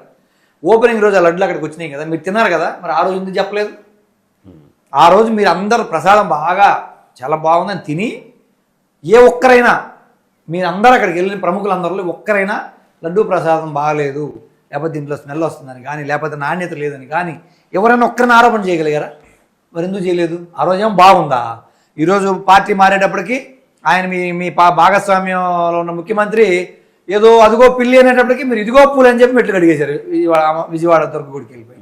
అంటే వాళ్ళు ఏ తానా అంటే మీరు తందానా అనడానికి మీరు లోకేష్ గారు లేకపోతే బీజేపీ వాళ్ళు రెడీగా ఉంది అని చెప్పి మేము చెప్తా ఉన్నాం. ఇది క్లియర్. ఎందుకంటే చంద్రబాబు నాయుడు గారు అది అబద్ధమా నిజమా, ఆయన తెలియక మాట్లాడుతున్నాడా, ఎందుకు మాట్లాడుతున్నాడు అనేది కూడా మీరు బ్యాలెన్స్ జస్ట్ అనాలిసిస్ చేసుకోకుండా అలా అనగానే ఇలా మాట్లాడేస్తున్నారు. లోకేష్ గారు చూస్తే మా నాన్న అన్ని ఆధారాలు మా పేపర్లు చూసే మాట్లాడతాడు, కొవ్వు కలిసిందని చెప్పి ఆయన మాట్లాడితే కొన్ని కొవ్వులు కలిసిందని, ఈ ఏకంగా మంది మాంసమే కలిసిందని చెప్పి స్టేట్మెంట్ ఇచ్చే పరిస్థితిలో వీళ్ళు ఉన్నారు అంటే ఈ రాష్ట్రానికి పట్టిన దౌర్భాగ్యం అని చెప్తా ఉన్నాను. అసలు గత 5 సంవత్సరాల్లో టీటీడీకి నెయ్యి సరఫరా చేసినటువంటి ఏవైతే డైరీలు ఉన్నాయో అసలు ఆవులే లేనటువంటి డైరీలకి టెండర్లు ఎలా ఇచ్చారు, ఆవులు లేకున్నా పాలు లేకున్నా నెయ్యి ఎలా వస్తుంది, ఇదంతా స్కామ్ కాదా అని చెప్పి చంద్రబాబు నాయుడు అంటున్నారు, టీడీపీ వాళ్ళంతా అంటున్నారు. నేను అదే మిమ్మల్ని అడుగుతున్నా, అదే క్వశ్చన్ మిమ్మల్ని అడుగుతున్నా నేను. ఇది టీడీపీ వాళ్ళని, ప్రభుత్వాన్ని. మీ హెరిటేజ్ డైరీ తీసుకున్నాం. మీ హెరిటేజ్ డైరీకి ఎన్ని ఆవులు ఉన్నాయి, సొంత ఆవులు ఎన్ని గేదెలు ఉన్నాయి? పోతే సంఘం డైరీ ఉంది ఇదే రాష్ట్రంలో, సంఘం డైరీకి ఎన్ని ఆవులు ఉన్నాయి, ఎన్ని గేదెలు ఉన్నాయి? పోతే ఇంకా మిగతా ఇప్పుడు ఏదైతే మీ హయాంలో గతం నుంచి సప్లై చేసుకుంటూ వస్తున్నా ప్రీమియర్ డైరీ కావచ్చు, ఏఆర్ డైరీ కావచ్చు, లేకపోతే ఇది ఇందాపూర్ కావచ్చు, ఎనీ డైరీ ఇప్పుడు మీ భాగస్వామి సంస్థలుగా ఉండే 22 డైరీలు ఉన్నాయి కదా. ఈ 22 డైరీలకు కానీ మీ హెరిటేజ్కి కానీ సొంత ఆవులు సొంత గేదెలు ఎన్ని ఉన్నాయి, మీరు ఎంత ప్రొక్యూర్మెంట్ మీ సొంత వాటి నుంచి చేసుకుంటున్నారు, బయట నుంచి ఎంత కొంటున్నారని చెప్పి అడుగుతున్నా. సమాధానం చెప్పే ధైర్యం మీకుందా? ఒకటి. రెండోది, ఏదైతే మా మీద ఆరోపణలు చేస్తూ ఉన్నారో, ఏదైతే సిబిఐ ఛార్జ్షీట్లో ఏదైతే ఏఆర్ డైరీ కొన్ని కెమికల్స్ పర్చేజ్ చేసిందని దాంట్లో చూపించిందని మీరు అంటున్నారో, నేను మీరు సూటిగా అడుగుతా ఉన్నా, మీ హెరిటేజ్ డైరీ ప్రారంభమైన దగ్గర నుంచి ఈ రోజు వరకు ఏదైతే మీరు కెమికల్స్ పర్చేజ్ చేశారో మీ డైరీ పేరు మీద ఆ ఇన్వాయిస్లు మీరు బయటపెట్టే ధైర్యం మీకు ఉందని అడుగుతాం. హెరిటేజ్ పర్చేజ్ చేసిన కెమికల్స్ మొత్తం లిస్టు ఈ రోజు వరకు ఇన్ని సంవత్సరాల నుంచి బయటపెట్టే ధైర్యం దమ్ము మీకు ఉందా అని అడుగుతా ఉన్నాం. అదే కాకుండా ఈ దేశంలో ఉండే డైరీలన్నీ ఏ కెమికల్స్ పర్చేజ్ చేస్తున్నాయి, దేనికి వాడతారని చెప్పే ధైర్యం బయటపెట్టే ధైర్యం మీకుందా, దాని మీద విచారణ చేసే ధైర్యం మీకుందని అడుగుతా ఉన్నా. అసలు బాత్రూమ్లు క్లీన్ చేసేటువంటి కెమికల్స్ తీసుకొని అడుగుతున్నా, కలిపేసరి మీడియాలో కూడా డిబేట్ పెట్టింది, సీఎం కూడా చెప్పిన పరిస్థితి కదా. వీళ్ళు డిబేట్లు అంటే సుప్రీంకోర్టు సాక్షాత్ చెప్పింది, మీరు ఏ ఆధారం లేకుండా ఇలాంటి వాక్యాలు మాట్లాడొద్దు, విచారణ కమిషన్ వేస్తున్నాం, ఈ సిబిఐ సిట్ కలిపి జాయింట్గా విచారణ చేసిన తర్వాత మాట్లాడొద్దని చెప్పినా కూడా వినకుండా, సిబిఐ ఛార్జ్షీట్ ఫైల్ చేసిన తర్వాత కూడా వినకుండా అన్ని అసత్యాలు ప్రచారం చేస్తాను. మీరు ఆ అసత్యాలకే మేము కౌంటర్ చేస్తున్నాం. మీరు ఏ డైరీకైనా ఏ కెమికల్స్ పర్చేజ్ చేసింది అనేది మీరు డేటా బయట పెట్టండి. ఆ డైరీ ఏం కొనింది, మీరేం కొన్నారు, మీకు సంబంధించిన డైరీలన్నీ ఈ దేశంలో రాష్ట్రం డైరీలన్నీ ఏం పర్చేజ్ చేస్తున్నాయి బయటకు వస్తుంది. అది దేనికి వాడుతున్నారు అనేది వాళ్ళే చెప్తారు కదా. మీరు ఎవరో ఒకరి మీద తోసేయడానికి మాట్లాడుతున్నారు తప్పితే ఇప్పుడు ఏదైనా ఒక కెమికల్ కొన్నారు అంటే ఇప్పుడు మన సోపు తీసుకుని బాడీకి వాడుకుంటున్నాం, మనం స్నానం చేస్తాము, ఆ కెమికల్ మన బాడీకి యూజ్ చేసినట్ట. అంటే మీరు మాట్లాడే భాష ఆ విధానం ఎలా ఉందంటే ఏ చిన్నది దొరికినా దాన్ని పట్టుకొని చెలవలు పొలవలు చేసి నిందలేసేద్దాం, అపవిత్రం చేసేద్దాం అనే దారిలో ఉన్నారు తప్ప మీరు వెళ్ళే దారే తప్పుదారిలో పోతున్నారు కాబట్టి ఇలా ప్రతిదాన్ని మీరు నిందారోపణల కింద వాడుకుని చేస్తున్నారు తప్ప మీ డేటా బయట పెట్టండి. ఫస్ట్ మీ డేటా బయట పెట్టినప్పుడు అన్ని డేటాలు బయటకు వచ్చేస్తాయి. ఈ బోలే బాబా అలీబాబా చంద్రబాబు స్లోగన్ చేస్తుంది. బోలే బాబాకి చంద్రబాబుకి ఏం సంబంధం అంటే అది యాక్చువల్లీ హర్షప్రకాష్ డైరీ. హర్షప్రకాష్ డైరీ 2018లో వాళ్ళు నేమ్ ట్రాన్స్ఫర్ చేసుకున్నారు. ఇది హర్షప్రకాష్ డైరీ బోలే బాబాగా పేరు మార్చుకున్నారు తప్పితే డైరీ ఏం మారలేదు. ఆ డైరీలతో మీరు సంబంధాలు పెట్టుకొని తీసుకొచ్చి బోలే బాబా అంతా వీళ్ళు తెచ్చేసారు మా మీద వేయడం ఏంటి? కాబట్టి మేము అడుగుతున్నాం, ఇలాంటి అసత్య ఆరోపణలు లేకపోతే మీకు తెలిసి మాట్లాడుతున్నారో తెలియక మాట్లాడో మాకు తెలియదు. ఈ బోలే బాబా డైరీ మీ హయాంలో పేరు మార్చుకుంది, మీరు సప్లై చేసింది, మా మీద ఎలా వేస్తారు నిందని మేము అడుగుతాం. సరే, ఎమ్మెల్సీ మాధవ్ రాజీనామా చేస్తామని చెప్పి సవాల్ చేసి ఆధారాలు చూపించాక పారిపోయాడు అని చెప్పి తెలుగుదేశం పార్టీ సోషల్ మీడియాలో విపరీతంగా మిమ్మల్ని ట్రోల్ చేస్తున్నారు. అదే నేను మళ్ళీ యాక్చువల్గా ఫ్రైడే మా హౌస్లో జరిగింది. వాళ్ళు మేము బయటకు వచ్చేటప్పటికే మీడియాలో అబద్ధాలు మాట్లాడడం, వేరే ఫోటోలు ట్రోల్ చేయడం చూసాం మేము మీడియాలో. బయటకు వచ్చి నేను ఛాలెంజ్ చేసిన మాట వాస్తవం.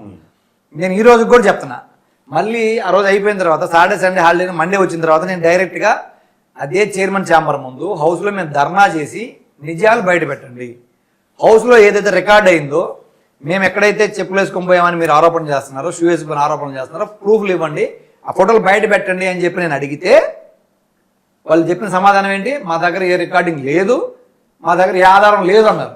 మరి ఈ ఈనాడు జ్యోతి పేపర్లో వచ్చిన ఫోటోలు కానీ వాళ్ళ మీడియాలో వచ్చిన ఈ వీడియోలు కానీ ఎక్కడి నుంచి వచ్చినాయని అడిగాం. అడిగితే మాకు సంబంధం లేదు, వాళ్ళు ఎక్కడో క్రియేట్ చేసుకుని వేసుకున్నారని చెప్పి సాక్షాత్తు చైర్మన్ గారు, అసెంబ్లీ సెక్రటరీ జనరల్ గారే చెప్పారు మాతోటి. నేను మళ్ళీ బయటకు వచ్చి ఆ రోజు మళ్ళీ చెప్పడం జరిగింది. ఎల్లో మీడియాకి, టీడీపీ సోషల్ మీడియాకి నేను ఛాలెంజ్ చేశా. నేను షూ వేసుకోపోయినట్టు కానీ నేను చెప్పులు వేసుకుపోయినట్టు కానీ మీరు ప్రూఫ్ చూపిస్తే ఈ రోజు కాదు ఏ రోజైనా నేను రాజీనామా చేయడానికి సిద్ధంగా ఉన్నానని చెప్పి నేను ఛాలెంజ్ చేస్తే లోపల మంత్రులు కానీ వాళ్ళ మీడియా కానీ వాళ్ళ ఛానల్ కానీ ఎవరు సోషల్ మీడియా కానీ మళ్ళీ నోరెత్తలేని పరిస్థితిలో ఈరోజు ఉంది. అంటే ఎవరో ఒకటి మీద నిందేసేయడం, వాళ్ళు కరెక్ట్గా నిలదీస్తే పారిపోవడం, ఇది వాళ్ళు చేస్తున్న కార్యక్రమం డైలీ అని చెప్పి నేను చెప్తున్నాను. సరే, ప్రస్తుతం ఉన్నటువంటి వైఎస్ఆర్ కాంగ్రెస్ పార్టీ ఎమ్మెల్సీలకి చాలా డిమాండ్ ఉంది. కూటమి పార్టీలన్నీ కూడా కొందరు ఎమ్మెల్సీలని వాళ్ళ వైపు లాక్కుంటా ఉన్నారు. కొందరికి వన్ టైం సెటిల్మెంట్లని, కొందరికి కాంట్రాక్ట్లని చాలా చేస్తూ ఉన్నారు కదా. మీకు ఎప్పుడు ఆలోచన రాలేదా? నేను ఎందుకంటే నేను గతంలో 2009లోనే నేను జగన్మోహన్ రెడ్డి గారితో నా ప్రయాణం మొదలైంది. 2009కి ముందు నేను తెలుగుదేశం పార్టీలో 15 సంవత్సరాల దాకా పనిచేశాను. దగ్గర స్టేట్ కమిటీలో జనరల్ సెక్రటరీ కూడా చేశాను యూత్ కమిటీలో. నాకు ఆ రోజున్న పరిస్థితులను బట్టి నాకు అక్కడ కరెక్ట్ కాదనిపించింది. నేను రాజశేఖర రెడ్డి గారు పరిపాలన, ఆయన ఒక వ్యక్తిత్వాన్ని చూసి నేను మారడం జరిగింది. 2009 నుంచి నేను జగన్మోహన్ రెడ్డి గారి దగ్గర నేను పార్టీలో జాయిన్ అయ్యాను, కాంగ్రెస్లో కూడా. మళ్ళీ రాజశేఖర రెడ్డి గారు మన తర్వాత కూడా జగన్మోహన్ రెడ్డి గారితో నా ప్రయాణం జరుగుతూ ఉంది. నేను 2010 నుంచి 2014 దాకా ఇన్ఛార్జ్గా పనిచేశాను. మళ్ళీ నాకు అవకాశం రాకపోయినా మళ్ళీ నేను సార్ తోటే ఉన్నాను. మళ్ళీ 2016 నుంచి 19 దాకా మళ్ళీ ఇన్ఛార్జ్గా పనిచేశాను. పాదయాత్ర అంతా నేనే చేశాను, ఎన్నికలను నేనే ఫేస్ చేశాను. కానీ మళ్ళీ కూడా అవకాశం రాకపోయినా నేను జగన్మోహన్ రెడ్డి గారికి నాకు ఉన్న బాండింగ్ ఏంటంటే ఆయనలో నాకు నచ్చేది స్ట్రైట్నెస్. ఏదైనా ముక్కు సూటిగా బికాజ్ నేను ఇది చేయగలను, ఇది చేయలేనని చెప్పి ఆయన మాతో డైరెక్ట్గా మాట్లాడతారు. నేను కూడా నాకు ఇది కావాలి, లేకపోతే నాకు ఇది వద్దు, లేకపోతే నాకు ఇది నాకు కావాలి, మేము డైరెక్ట్గా ఆయనతో మాట్లాడుకునే స్వతంత్రం మాకుంది. కాబట్టి ఆయన స్ట్రైట్నెస్ మా స్ట్రైట్నెస్సే మా ఇద్దరికి మ్యాచ్ అయిందని చెప్పి నేనైతే అనుకుంటున్నా. ఇప్పుడు దాదాపు 3 సార్లు కూడా నాకు అవకాశం రాలా, 14, 19, 24 అయినా నేనేమి బాధపడలేదు. మళ్ళీ నేను ఏదైతే నా పార్టీలో నా ప్రయాణం, నా కష్టం, లేకపోతే నా శ్రమ అంతా కూడా ఆయన గుర్తించే 2021 డిసెంబర్లో ఎమ్మెల్సీకి అవకాశం ఇచ్చాడు. నేను ఏదైతే నన్ను నమ్మి నా మీద ఒక నమ్మకంతో మాధవ్ అంటే నా మనిషి, లేకపోతే మాధవ్ ప్రజలకు ఉపయోగపడతాడు, లేకపోతే పార్టీకి ఉపయోగపడతాడు, లేకపోతే నిజాయితీగా ఉంటాడు, ఎన్ని అవకాశాలు రాకపోయినా నాతోనే ఉన్నాడు అని చెప్పి ఆయన నమ్మే నాకు ఇచ్చాడో ఆ నమ్మకాన్ని ఈ 4 సంవత్సరాల నుంచి నేను ఏ రోజైనా ప్రభుత్వంలో ఉన్నప్పుడు కానీ అపోజిషన్ ఉన్నప్పుడు కానీ నా పాత్ర ప్రజల పక్షాన, అపోజిషన్ పక్షాన కానీ ప్రభుత్వ పక్షాన కానీ వాదన వినిపించడానికి నేను ప్రభుత్వంలో ఉన్నప్పుడు కూడా అధికారులు నిలిచిన పరిస్థితి మీరు గమనించే ఉంటారు. ఇది కౌన్సిల్లో కొన్ని విధానాల మీద, కొన్ని ఇష్యూస్ మీద నేను నిలదీయడం, ప్రశ్నించడం ప్రభుత్వంలో కూడా చేశాను. నేనేమి వన్ సైడ్గా ఉండే పరిస్థితి కాదు. ప్రజల పక్షాన్ని నిలబడాలని బాధ్యత నాది, అట్ ద సేమ్ టైం ప్రభుత్వాన్ని కూడా నిలదీయాలి, ప్రజలకు మేలు చేయాలి. మన ప్రభుత్వంలో అపోజిషన్ ఉన్నప్పుడు ఏం చేయాలి? ఇప్పుడున్న ప్రభుత్వాన్ని నిలదీయాలి, ప్రజలకు మేలు జరిగే విధంగా లోపాలను బయట పెట్టాల్సిన అవసరం మా బాధ్యత. కాబట్టి నేను చదువుకున్న ఎంఏ పొలిటికల్ సైన్స్, నేను చదువుకున్న చదువు కావచ్చు, లేకపోతే రాజకీయాల్లో ఇన్ని సంవత్సరాల నుంచి నేను ప్రజల నుంచి చూసింది, నేర్చుకున్నది, ప్రభుత్వాల నుంచి చూసింది అన్నిటి కూడా న్యాయం చేయాలనే ఒక ఆలోచనతో నేను ఈరోజు మా ప్రభుత్వం ఏదైతే బాధ్యతలు ఇస్తుందో దాన్ని ప్రజల్ని బ్యాలెన్స్ చేసుకొని నేను ప్రభుత్వం మీద యుద్ధానికి వెళ్తా ఉంది. కానీ జగన్మోహన్ రెడ్డి గారు ఏంటంటే ఆ నమ్మకం మా ఇద్దరి మధ్యలో ఏదైతే ఉందో ఏ పార్టీలోకి వెళ్ళినా ఉండేది అదే.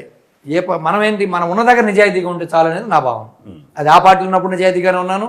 ఆ రోజు ఎన్టీఆర్ విగ్రహం పెట్టింది కూడా నేనే కందుకూరు నియోజకవర్గంలో. ఎన్టీఆర్ నేషనల్ అవార్డు కూడా నేనే ఇచ్చారు 2 సంవత్సరాలు. అది అందరూ చంద్రబాబు తెలుసు, ఆ పార్టీలు అందరికీ తెలుసు. కాబట్టి నేను మళ్ళీ ఎప్పుడు పార్టీని బయటకు నిందించలేదు. నేను విధానాల మీదే పోరాడతా. ప్రజల పక్షాన ఏదైనా లూప్ హోల్స్ ఉంటే వాటి మీద పోరాడుతుంది ఏ ప్రభుత్వం మీద అనేది నా నిజాయితీ ఆయనకు తెలుసు. ఆయన నాతో కూడా అలాగే ఉంటాడు కాబట్టి ఫెయిర్గా ఉంటాం కాబట్టి ఇన్ని సంవత్సరాలు మా ప్రయాణం కొనసాగింది.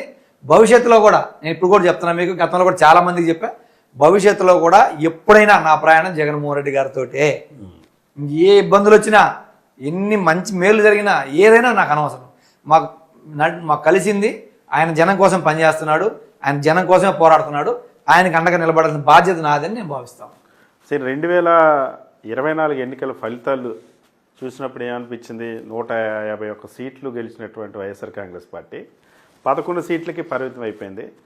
దానికి చాలా కారణాలు ఉన్నాయి. కానీ ఈ మధ్య ఆశ్చర్యంగా ఈవీఎంల మీద ఒక చర్చ జరుగుతుంది. నిజమేనా? ఏం జరిగిందంటారు? అది యాక్చువల్గా అది జరిగిందనేది నాకు కూడా, ఏదో జరిగిందనేది అందరూ తెలుసు. మా జగన్మోహన్ రెడ్డి గారు కూడా చెప్పారు ఏదో జరిగింది, కానీ మన దగ్గర ఆధారాలు లేవు కాబట్టి మనం మాట్లాడలేని పరిస్థితులు ఉన్నామని చెప్పారు. అప్పటికప్పుడు ఏది కూడా బయటికి రాని పరిస్థితి. తర్వాత కొంతమంది కేసులు వేయడం, ఎలక్షన్ కమిషన్కి రికమెండేషన్లు పెట్టడం, ఆధారాలు ఇవ్వమంటే ఇవ్వని పరిస్థితి కూడా చూసాము. కానీ ఈరోజు నేను అడుగుతా ఉన్నా, ఇది ఎటు తిప్పి మాట్లాడాలో అర్థం కాని పరిస్థితి. ఏదైతే చంద్రబాబు నాయుడు గారు ఒక లేని దాన్ని కల్పించి దాన్ని వీళ్ళు చేసిన మిస్టేక్ని ఎదుటి వాళ్ళ మీద తోసేయాలని ఒక దురాలోచనతో, దుర్బుద్ధితో మాట్లాడాడు. అది తప్పు.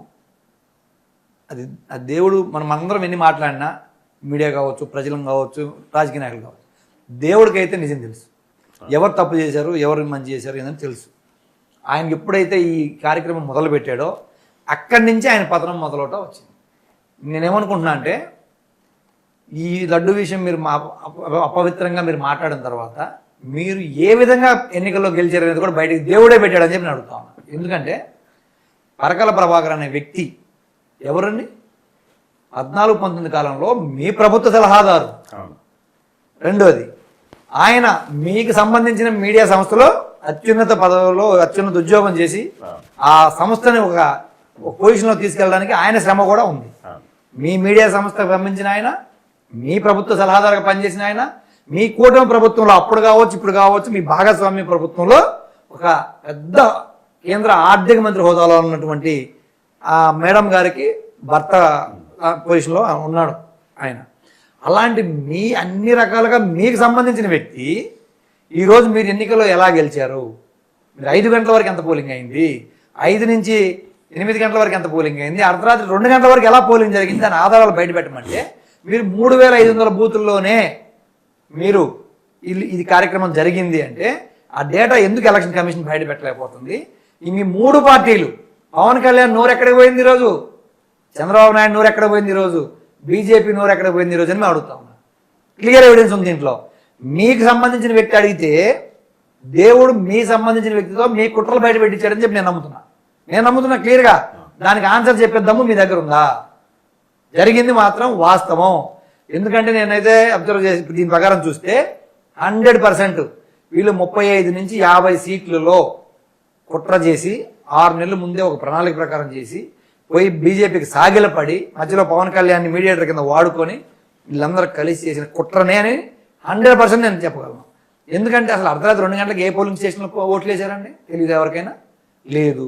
అసలు ఇంత 90,000 ఇప్పుడు గత ఎన్నికల్లో ఓడిపోయారు ఒక ఎమ్మెల్యే, సపోజ్ పవన్ కళ్యాణ్ కావచ్చు, లోకేష్ కావచ్చు, ఇంకొకరు కావచ్చు, ఎమ్మెల్యేకే మీరు ఓడిపోయిన వ్యక్తి మళ్ళీ నేను నెక్స్ట్ ఎలక్షన్కి వచ్చేటప్పటికి 90,000 మెజార్టీ ఎలా వస్తుందండి? నేను ఎగ్జాంపుల్ మీకు 2 చెప్తా. కుప్పం ఉంది, ఏ రోజైనా 40,000, 60,000 మధ్యలోనే 6 ఎలక్షన్లు జరిగినా 7 ఎలక్షన్లు జరిగినా మెజార్టీ అప్ అండ్ డౌన్స్ ఉంటాయి. చంద్రబాబు నాయుడు ఓడిపోయిన సందర్భం లేదు, అటు 90,000 మెజార్టీ వచ్చిన సందర్భం లేదు. అలాంటిది మీరు అక్కడ ఓడిపోయి 2 నియోజకవర్గాల్లో మరి నెక్స్ట్ ఎలక్షన్కి వచ్చినప్పుడు మీకు 90,000 మెజార్టీ ఎలా వస్తుంది? మంగళగిరిలో లోకేష్ గత ఎన్నికల్లో ఓడిపోయి నెక్స్ట్ ఎలక్షన్కి వచ్చే 90,000 మెజార్టీ ఎలా వస్తుంది? క్లియర్ ఎవిడెన్స్ కనపడతా ఉంది. ఏదైతే పరకాల ప్రభాకర్ గారు ఏదైతే ఆరోపణ చేస్తా ఉన్నారో ఇది మొత్తం జరగలేదు, స్టేట్ మొత్తం కొన్ని 3,500 బూతులు అని చెప్తున్నాడు. మీరు నియోజకవర్గానికి 100 బూతులు సెలెక్ట్ చేసుకున్నారా లేకపోతే కొన్ని నియోజకవర్గాలే సెలెక్ట్ చేసుకున్నారా అనేది ఇక్కడ క్లియర్గా అర్థమవుతుంది. ఇప్పుడు ఎందుకంటే పులివెందుల్లో కూడా ఎప్పుడు అదే మెజార్టీ రాజశేఖర రెడ్డి గారికి జగన్మోహన్ రెడ్డి గారు, అది కూడా దాటిపోయిందంటే ఓడిపోయిన సీట్ ఎలా వస్తుందండి? మాకు అందుకునే ఉంది. గత ఎన్నికల్లో మాకు 15,000 వచ్చింది, ఈసారి 17,000 ఇటు వచ్చింది. ఏం మార్పు జరిగినా అదే జరుగుతుంది. మా జిల్లా మొత్తం ఎమ్మెల్యేల సీట్లు అయ్యే వచ్చినాయి, కానీ మీకు ఈ కొన్ని కాన్స్టిట్యున్సీలో మాత్రం ఈ 80,000, 90,000, 70,000 మెజార్టీ వచ్చినాయి. అంటే ఈయన చెప్పే 3,500 బూతులు ఆ నియోజకవర్గాల్లోనే టార్గెట్ చేసి వీళ్ళు ఏం మోసం చేసి ఎన్నికల్లో బయటపడ్డారు, గెలిచారు అనేది బయట పెట్టాలి. అంటే మీరు గెలిచినప్పుడు ఉన్న ఈవీఎంలే కదా, మళ్ళీ ఇప్పుడు ఎలా అలిగేషన్ అంటే ఈవీఎం మ్యానిపులేట్ చేశారని నేను అనట్లేదు. ఈ పోలింగ్ ఎలా నమోదైందని అడుగుతున్నాం. ఈవీఎంలో మ్యానిపులేట్ చేశారనేది నేను అనట్లేదు. నేను దాని టెక్నికల్ డేటా నేను అనట్లేదు. ఆయన చెప్తున్న ఆరోపణ ఏంది? 3,500 ఈవీఎంలోనే మీరు ఓట్లు నమోదైనవి, ఎలా నమోదైన అడుగుతున్నాను ఆయన. నేనేమంటాను, నువ్వు 5 నుంచి 8 గంటల దాకా ఎన్ని ఈవీఎంలు నమోదు చేసావు, మళ్ళీ 8 గంటలు 2 గంటల లోపు ఎన్ని ఈవీఎంలో నువ్వు నమోదు చేసావంటే నువ్వు ఏం చేసావు? బ్యాలెట్ బాక్సులు ఎక్కడైతే పోలింగ్ స్టేషన్ నుంచి మీ కాలేజీలకు వెళ్ళినాయో ఆ మధ్యలో చేశారా, లేదా పోలింగ్ స్టేషన్ లో మన ఎక్కడైతే కాలేజీల్లో మీరు పార్క్ చేశారో ఆ పార్కింగ్ లో పోయిన తర్వాత జరిగిందా? ఏమండి మీరు బాక్స్ సీల్ వేసేటప్పుడేమో 20% ఛార్జింగ్ ఉంటుందా, తర్వాత 2 రోజుల తర్వాత ఏమో 90% ఛార్జింగ్ వస్తుందా? అంటే ఛార్జింగ్ ఆటోమేటిక్ గా ఏమన్నా దెయ్యాలు కానీ భూతాలు కానీ లేకపోతే దేవతలు వచ్చి ఏమన్నా ఛార్జింగ్ పెడతారా అండి? పచ్చిగా వీళ్ళ కుట్ర అనేది, కూటమి ప్రభుత్వం కుట్ర అనేది పరకాల ప్రభాకర్ గారు బయట పెట్టారు. మేము మాట్లాడితే రాజకీయ పార్టీ ఆరోపణ అని చెప్పి కొట్టేసే పరిస్థితి ఉంది. ఈరోజు మీకు సంబంధించిన వ్యక్తి మాట్లాడిన దానికి ఈ రోజు వరకు మీ బీజేపీ కానీ మీ జనసేన కానీ మీ టీడీపీ కానీ ఎందుకు నోరు ఎప్పలేదని చెప్పి అడుగుతా ఉన్నా. మీరు దానికి సమాధానం చెప్పండి ఫస్ట్, ఆ తర్వాత మాకు సమాధానం చెప్పవచ్చు. 2029 ఎలక్షన్ లో మాధవ్ ఆప్షన్ ఏంటి? కంటెస్ట్ చేస్తారా? జగన్మోహన్ రెడ్డి మళ్ళీ సీట్ ఇవ్వకపోతే కంటిన్యూ అవుతారా పార్టీలో లేదా? అదేం లేదండి. నేను ఇప్పుడు 3 సార్లు నాకు అవకాశం రాలేదు, అయినా నేను కంటిన్యూ అయ్యాను కదా ఆయనతో పాటే. మేము 2 సార్లు మేము ఆ సీట్ గెలిపించడం కూడా జరిగింది. కాబట్టి రాజకీయాల్లో నేనైతే నమ్మేది, మనం రాజకీయాల్లో ఉంటే మనం ఏం చేయగలం అనేది నాకు ఇంపార్టెంట్. అది ఏ పార్టీ అనేది కాదు, మనకి మన మాట గౌరవించి మనకు రెస్పెక్ట్ ఎవరు ఇస్తారో వాళ్ళతో ప్రయాణం చేయడం అనేది నాకు ఇంపార్టెంట్. నేను ఎగ్జాంపుల్ చెప్తా ఉన్నా. మా క్లాస్మేట్ ఒక లాయరు, మా కందుకూరులో మా క్లాస్మేట్ అబ్బాయి చాలా పేద లాయర్, కందుకూరు కోర్టులో పనిచేసుకునే అతను లివర్ పాడైపోయి చనిపోయే పరిస్థితి వస్తే ఒకరోజు నా దగ్గర రావడం జరిగింది. నాకు ఫోన్ చేసి అన్న ఇట్లా ప్రాబ్లం అయింది నాకు అని చెప్పి అడిగితే నేను ఇమీడియట్గా వెంకటగిరి ప్రోగ్రాంలో జగన్మోహన్ రెడ్డి గారు వేరే జిల్లాలో ఉండి తిరుపతి జిల్లాలో నేను ఆ పేషెంట్ తీసుకొని మా ఫ్రెండ్ని తీసుకొని వెళ్ళాను. సార్ దగ్గరికి వెళ్ళి, సార్ ఇట్లా మా క్లాస్మేట్ సార్, మా ఫ్రెండ్ ఇట్లా హెల్త్ బాగాలేదు, లాయరు, పేదోడు, ఆయన రోజు నెల గడిచేదే కష్టంగా ఉంటుంది ఆయనకు వచ్చే ఇన్కమ్ మీద అని చెప్పి నేను చూపిస్తే సార్కి ఆయన లివర్ ట్రాన్స్ప్లాంటేషన్కి వాళ్ళ మిస్సెసే లివర్ ఇస్తూ ఉంది, వాళ్ళ మిస్సెస్ కూడా వాళ్ళ అక్క కూతురే ట్రాన్స్ప్లాంటేషన్ చేయడానికి మన హైదరాబాద్ గ్లోబల్ హాస్పిటల్లో 35 లక్షల రూపాయలు కొటేషన్ ఇచ్చారు. అతని దగ్గర ₹1,00,000 లేని పరిస్థితి. 35 లక్షల రూపాయలు నేను అడిగానో లేదో జగన్మోహన్ రెడ్డి గారు 35 లక్షలు శాంక్షన్ చేసి అతనికి లివర్ ట్రాన్స్ప్లాంటేషన్ చేసి అతను హాస్పిటల్ మూడో రోజు అడ్మిట్ అయిపోయి హాస్పిటల్లో ఆపరేషన్ అయిపోయి మళ్ళీ ఆయన తగ్గి ఇంటికి వచ్చి మళ్ళీ కోర్టులో విధులు నిర్వహించిన పరిస్థితి నేను చూశాను. నేను ఒక మాట అడిగితే ఒక పేషెంట్ 35 లక్షల రూపాయలు హెల్ప్ చేస్తే అలాంటి వదులుకొని ఎలా బయటకు వెళ్తారండి ఎవరైనా రాజకీయాల్లో? నేను ఎందుకు రాజకీయాల్లోకి వచ్చాను? నేను ఏదో హెల్ప్ చేయాలని. నాకు వ్యాపారాలు ఉన్నాయి, నేను ఇన్కమ్ ట్యాక్స్, నేను 25 సంవత్సరాల నుంచి ఇన్కమ్ ట్యాక్స్ అసెసింగ్ నేను. కాబట్టి నా వ్యాపారాల్లో నాకు ఆదాయ మార్గాలు ఉన్నాయి. కాబట్టి నాకు రాజకీయాల్లో నేను వేరే స్వార్థం కోసం రాలా. ఎవరైతే నిజాయితీగా పనిచేస్తారో, ఎవరైతే జనం కోసం పనిచేస్తారో, ఈ రాష్ట్ర అభివృద్ధి కోసం పనిచేస్తారో వాళ్ళ వెనకాల నిలబడాలనుకున్నా. ఆ రోజు రాజశేఖర రెడ్డి గారు నాకు బాగా అనిపించింది, వచ్చేసారు. కానీ ఆయన తర్వాత జగన్మోహన్ రెడ్డి గారు గత 5 సంవత్సరాల అభివృద్ధి చూస్తే నా కోసం కాదు, మా నియోజకవర్గానికి ఆయన ఇచ్చింది రామాయపట్నం పోర్టు తీసుకొచ్చాం, ఇండోసోల్ తీసుకొచ్చాం, బీపీసీఎల్ తీసుకొస్తున్నాం, లేకపోతే మళ్ళీ ఇండస్ట్రీ కారిడార్ తీసుకొస్తున్నాం మాలకొండ దగ్గర మా నియోజకవర్గం ఆనుకొని. ఇవన్నీ ₹1,00,00,000 కోట్ల ఇన్వెస్ట్మెంట్ మా నియోజకవర్గానికి చేశాడు ఆయన గత 5 సంవత్సరాల్లో.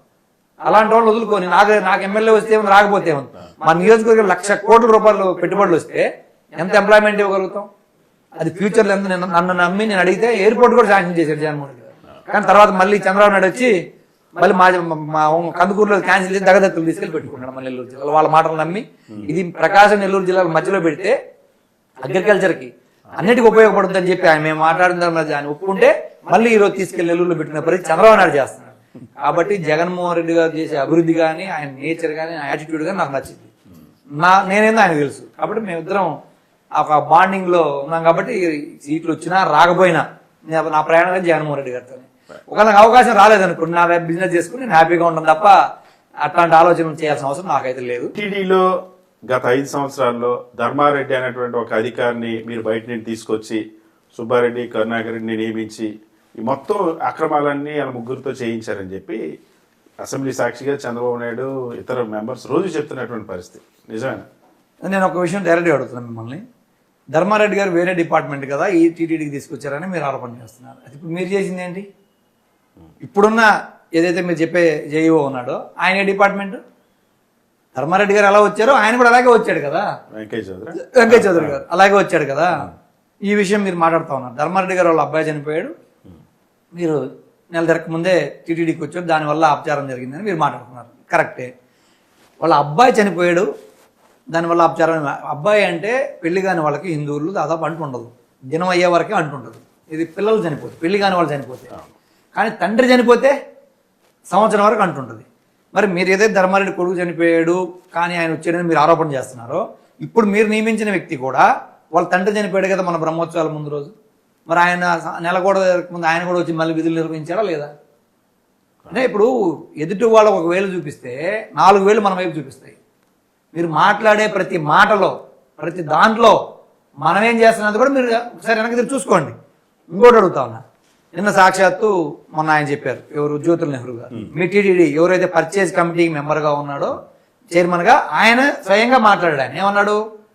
ఏదైతే మీరు ఇందాపూర్ డైరీకి మేమే నిబంధనలు సడలించి ఆర్డర్ ఇచ్చాము, కానీ ఇందాపూర్కి హెరిటేజ్కి లింక్ ఉందన్న సంగతి మాకు ఇది బయటకు వచ్చిందా తెలీదు, కాబట్టి మాకేం సంబంధం లేదు, ఇందాపూర్కి హెరిటేజ్ లింక్ ఉందన్న సంగతి మాకు తెలియదు, ఏదో మేము నిబంధనలు సడలించి వాళ్ళకి ఆర్డర్లు ఇచ్చింది మేమే అని చెప్పి స్వయంగా మీ శాసనసభ్యుడు, మీరు నియమించిన టీటీడీ బోర్డు మెంబరు, మీరు నియమించిన టీటీడీ ప్రొక్యూర్మెంట్ కమిటీ చైర్మన్ మాట్లాడితే దానికి మీరు ఏం సమాధానం చెప్తారని అడుగుతా ఉన్నాను. ఇక సిట్టు దర్యాప్తుని మేము నమ్మడం లేదు. సిట్టు దర్యాప్తు చాలా లోపభూయిష్టంగా ఉంది. దీని మీద ఇంకా వాస్తవాలను, నిజాలను వెలికి తీయలేకపోయిందని చెప్పి ముఖ్యమంత్రి పవన్ కళ్యాణ్, ఎల్లో మీడియా అంతా కూడా మాట్లాడుతున్నారు. మీరేమంటారు? సిట్ని మీరేమైనా నమ్ముతున్నారా లేదా? అంటే దీని విషయంలో వచ్చినప్పటికీ అత్యున్నత న్యాయస్థానం భారతదేశంలో, దానికి మించింది ఏది లేదు కదా. దేవదేవుడు ఎలాగో వెంకటేశ్వర స్వామి, మన దేశానికి సుప్రీంకోర్టే అత్యున్నతమైంది. సుప్రీంకోర్టు నియమించిన సిబిఐ, మీరు నియమించిన సిట్టు కలిసి జాయింట్గా విచారణ జరిపి దాదాపు 10-12 నెలలు విచారణ జరిపి నిజాలను ఛార్జ్షీట్ రూపంలో అత్యున్నత న్యాయస్థానం సబ్మిట్ చేసిన తర్వాత మీ సిట్టు విచారణ తప్పు, సుప్రీంకోర్టు నియమించిన సిబిఐది తప్పు అని మీరే ఆరోపణ చేస్తున్నారంటే అసలు ఇందులో ఏం జరుగుతుందనేది మీరే చెప్పండి. రెండోది, అసలు ఏకసభ్య కమిషన్ అంటున్నారు. మరి అంటే సుప్రీంకోర్టు నియమించిన సిబిఐ కంటే మీ దగ్గర పనిచేసి చీఫ్ సెక్రటరీగా పనిచేసిన ఒక రిటైర్డ్ ఐఏఎస్ ఆఫీసరు గొప్పనా? సిబిఐ వెలికి తీయలేని నిజాలు మీ ఐఏఎస్ ఆఫీసర్ వెలికి తీయగలరా? మీ సిట్లో ఎవరైతే ఐపీఎస్లు ఉన్నారో వాళ్ళు వెలికి తీయలేని, సిబిఐలో వెలికి తీయలేని మీ దగ్గర చీఫ్ సెక్రటరీగా పనిచేసిన ఒక రిటైర్డ్ ఐఏఎస్ ఆఫీసర్ వెలికి తీయగలరని మేము అడుగుతా ఉన్నాం. సుప్రీంకోర్టు అది కూడా చూద్దామనింది. మేము అడుగుతా ఉన్నాం, మీరు ఎన్ని సిట్లైనా వేయండి, ఎన్ని కమిషన్లు వేయండి, ఏదైనా వేయండి, మీరు భగవంతుడితో పెట్టుకున్నారు. నిజం భగవంతుడే బయట పెడతాడు, మేము బయట పెట్టాల్సిన అవసరం లేదు. ఈరోజు మేము చూపించే ఆధారాలన్నీ ఆ దేవదేవుడే మా కళ్ళలోకి, లేకపోతే మా కంటికి కనపడేలాగా ఈ విచారణ రూపంలో బయటకు తీసుకొచ్చి ఇవన్నీ కూడా చూడదు. 14-19 మధ్యకాలంలో మీరు ఇలాంటి పరిస్థితులు చేసి ఉంటారని మాకు డౌట్ వచ్చి ఉంటే మేమే విచారణ చేసేవాళ్ళం. 19-20 మధ్యకాలంలో చేయలేదు. సరే, మీరు 19-20 మధ్యకాలంలో పొరపాటు జరుగునని మీరు నమ్ముంటే మీరు 24 రాగానే మీరు విచారణకు ఆదేశించాలి. అది చేయలేదు, ఇది చేయలేదు. ఎందుకు? ఎవరు దేవదేవుడు జోలికి పోయే ధైర్యం చెయ్యరని ఒక నమ్మకంతో, హిందూ మతం జోలికి కానీ హిందువుల మనోభావాల జోలికి ఎవరు రారని ఒక నమ్మకంతో చేయలేదు. కానీ మీరు లారీలు రిజెక్ట్ చేసి మీరు అదే నెయ్యితో మీరు లడ్డులు తయారు చేసుకొని అది ఆడ బయటకు వస్తుందని చెప్పి మీరు అందరి మీద బురద జల్లాలని చూశారు. కాబట్టే ఈరోజు మీరు చేసిన మిస్టేక్, మీరు చేసిన తప్పు బయట దానికి రాకుండా కప్పిపెట్టుకోవడానికి, ఒక తప్పుని కప్పిపెట్టుకోవడానికి మీరు 100 తప్పులు చేసే దారిలో పోతా ఉన్నారు. ఏ కమిషన్ వేసినా, ఏ కమిటీ వేసినా, ఏ సంస్థ విచారణ చేసినా నిజాలు తప్ప బయటికి వేరే రావు. ఇవన్నీ కూడా ఈరోజు మీకు ఎగనెస్ట్గా ఉన్నాయి కాబట్టే మీరు సిబిఐ నిందిస్తున్నారు, సిట్ నిందిస్తూ ఉన్నారు. ఇంకొకటి మీరు ఇలా మాట్లాడుతూ ఉన్నారు. ఏదైతే నిన్ననే మనం చూసాం కేజ్రీవాల్ కేసు, మా ప్రభుత్వంలో శరత్ చంద్రారెడ్డి గారిని అరెస్ట్ చేశారు, మా ప్రభుత్వంలో ఉన్న ఎంపీ వాళ్ళ అబ్బాయిని అరెస్ట్ చేశారు, ఇంకా తెలంగాణలో కూడా చేశారు. వీళ్ళందరినీ ఏదో చేశారు, ఢిల్లీలో మొత్తం అసలు అయిపోయింది, ఇదంతా అది అవి కుంభకోణం లిక్కర్ కేసు అని చెప్పి పెట్టి అంతమందిని జైల్లో పెట్టి ఇబ్బంది పెట్టి కేజ్రీవాల్తో సహా చేశారు కదా. మరి నిన్న అసలు కేసుకి ఆధారమే లేదు, కేసు మొత్తం బోగస్ అని చెప్పి క్లీన్ చిట్ ఇచ్చి కేసు కొట్టేసింది మీ ఢిల్లీ హైకోర్టు. అంటే మీరు మీ భాగస్వామి ప్రభుత్వం, మీ జనసేన, మీ పవన్ కళ్యాణ్ ఏం సమాధానం చెప్తాను అడుగుతున్నా. అంటే ప్రాంతీయ పార్టీలు ఏదైనా ఎదుగుతున్నాయంటే ఏదో ఒక తప్పుడు కేసులు పెట్టి ఆ ప్రాంతీయ పార్టీని నాశనం చేయాలి, తొక్కేయాలనే ఒక దుర్మార్గమైన ఆలోచనతోటి మీరు సాగిలపడి బీజేపీ తోటి ఈరోజు మీరు ప్రాంతీయ పార్టీల మీద దాడి చేస్తున్నారని చెప్పి నిరూపణ అయింది. ఈరోజు ఆడ టీఆర్ఎస్ కావచ్చు, బీఆర్ఎస్, ఈడ వైఎస్ఆర్ కావచ్చు, ఢిల్లీలో కేజ్రీవాల్ ఆప్ కావచ్చు, ఇలాంటి అన్ని ఏదైతే ప్రజల మన్ననలు పొంది అధికారంలోకి వస్తున్నాయో వాళ్ళు ఏదో ఒక నిందలేసి అధికారం దూరం చేసి మనం అధికారంలో రావాలనే కుట్ర నిన్న ఢిల్లీ హైకోర్టు సాక్షిగా బయటపడింది. దీని మీద మీరు నిజంగా మీకు చేత అయితే చిత్తశుద్ధిని బయట మీరు మాట్లాడండి.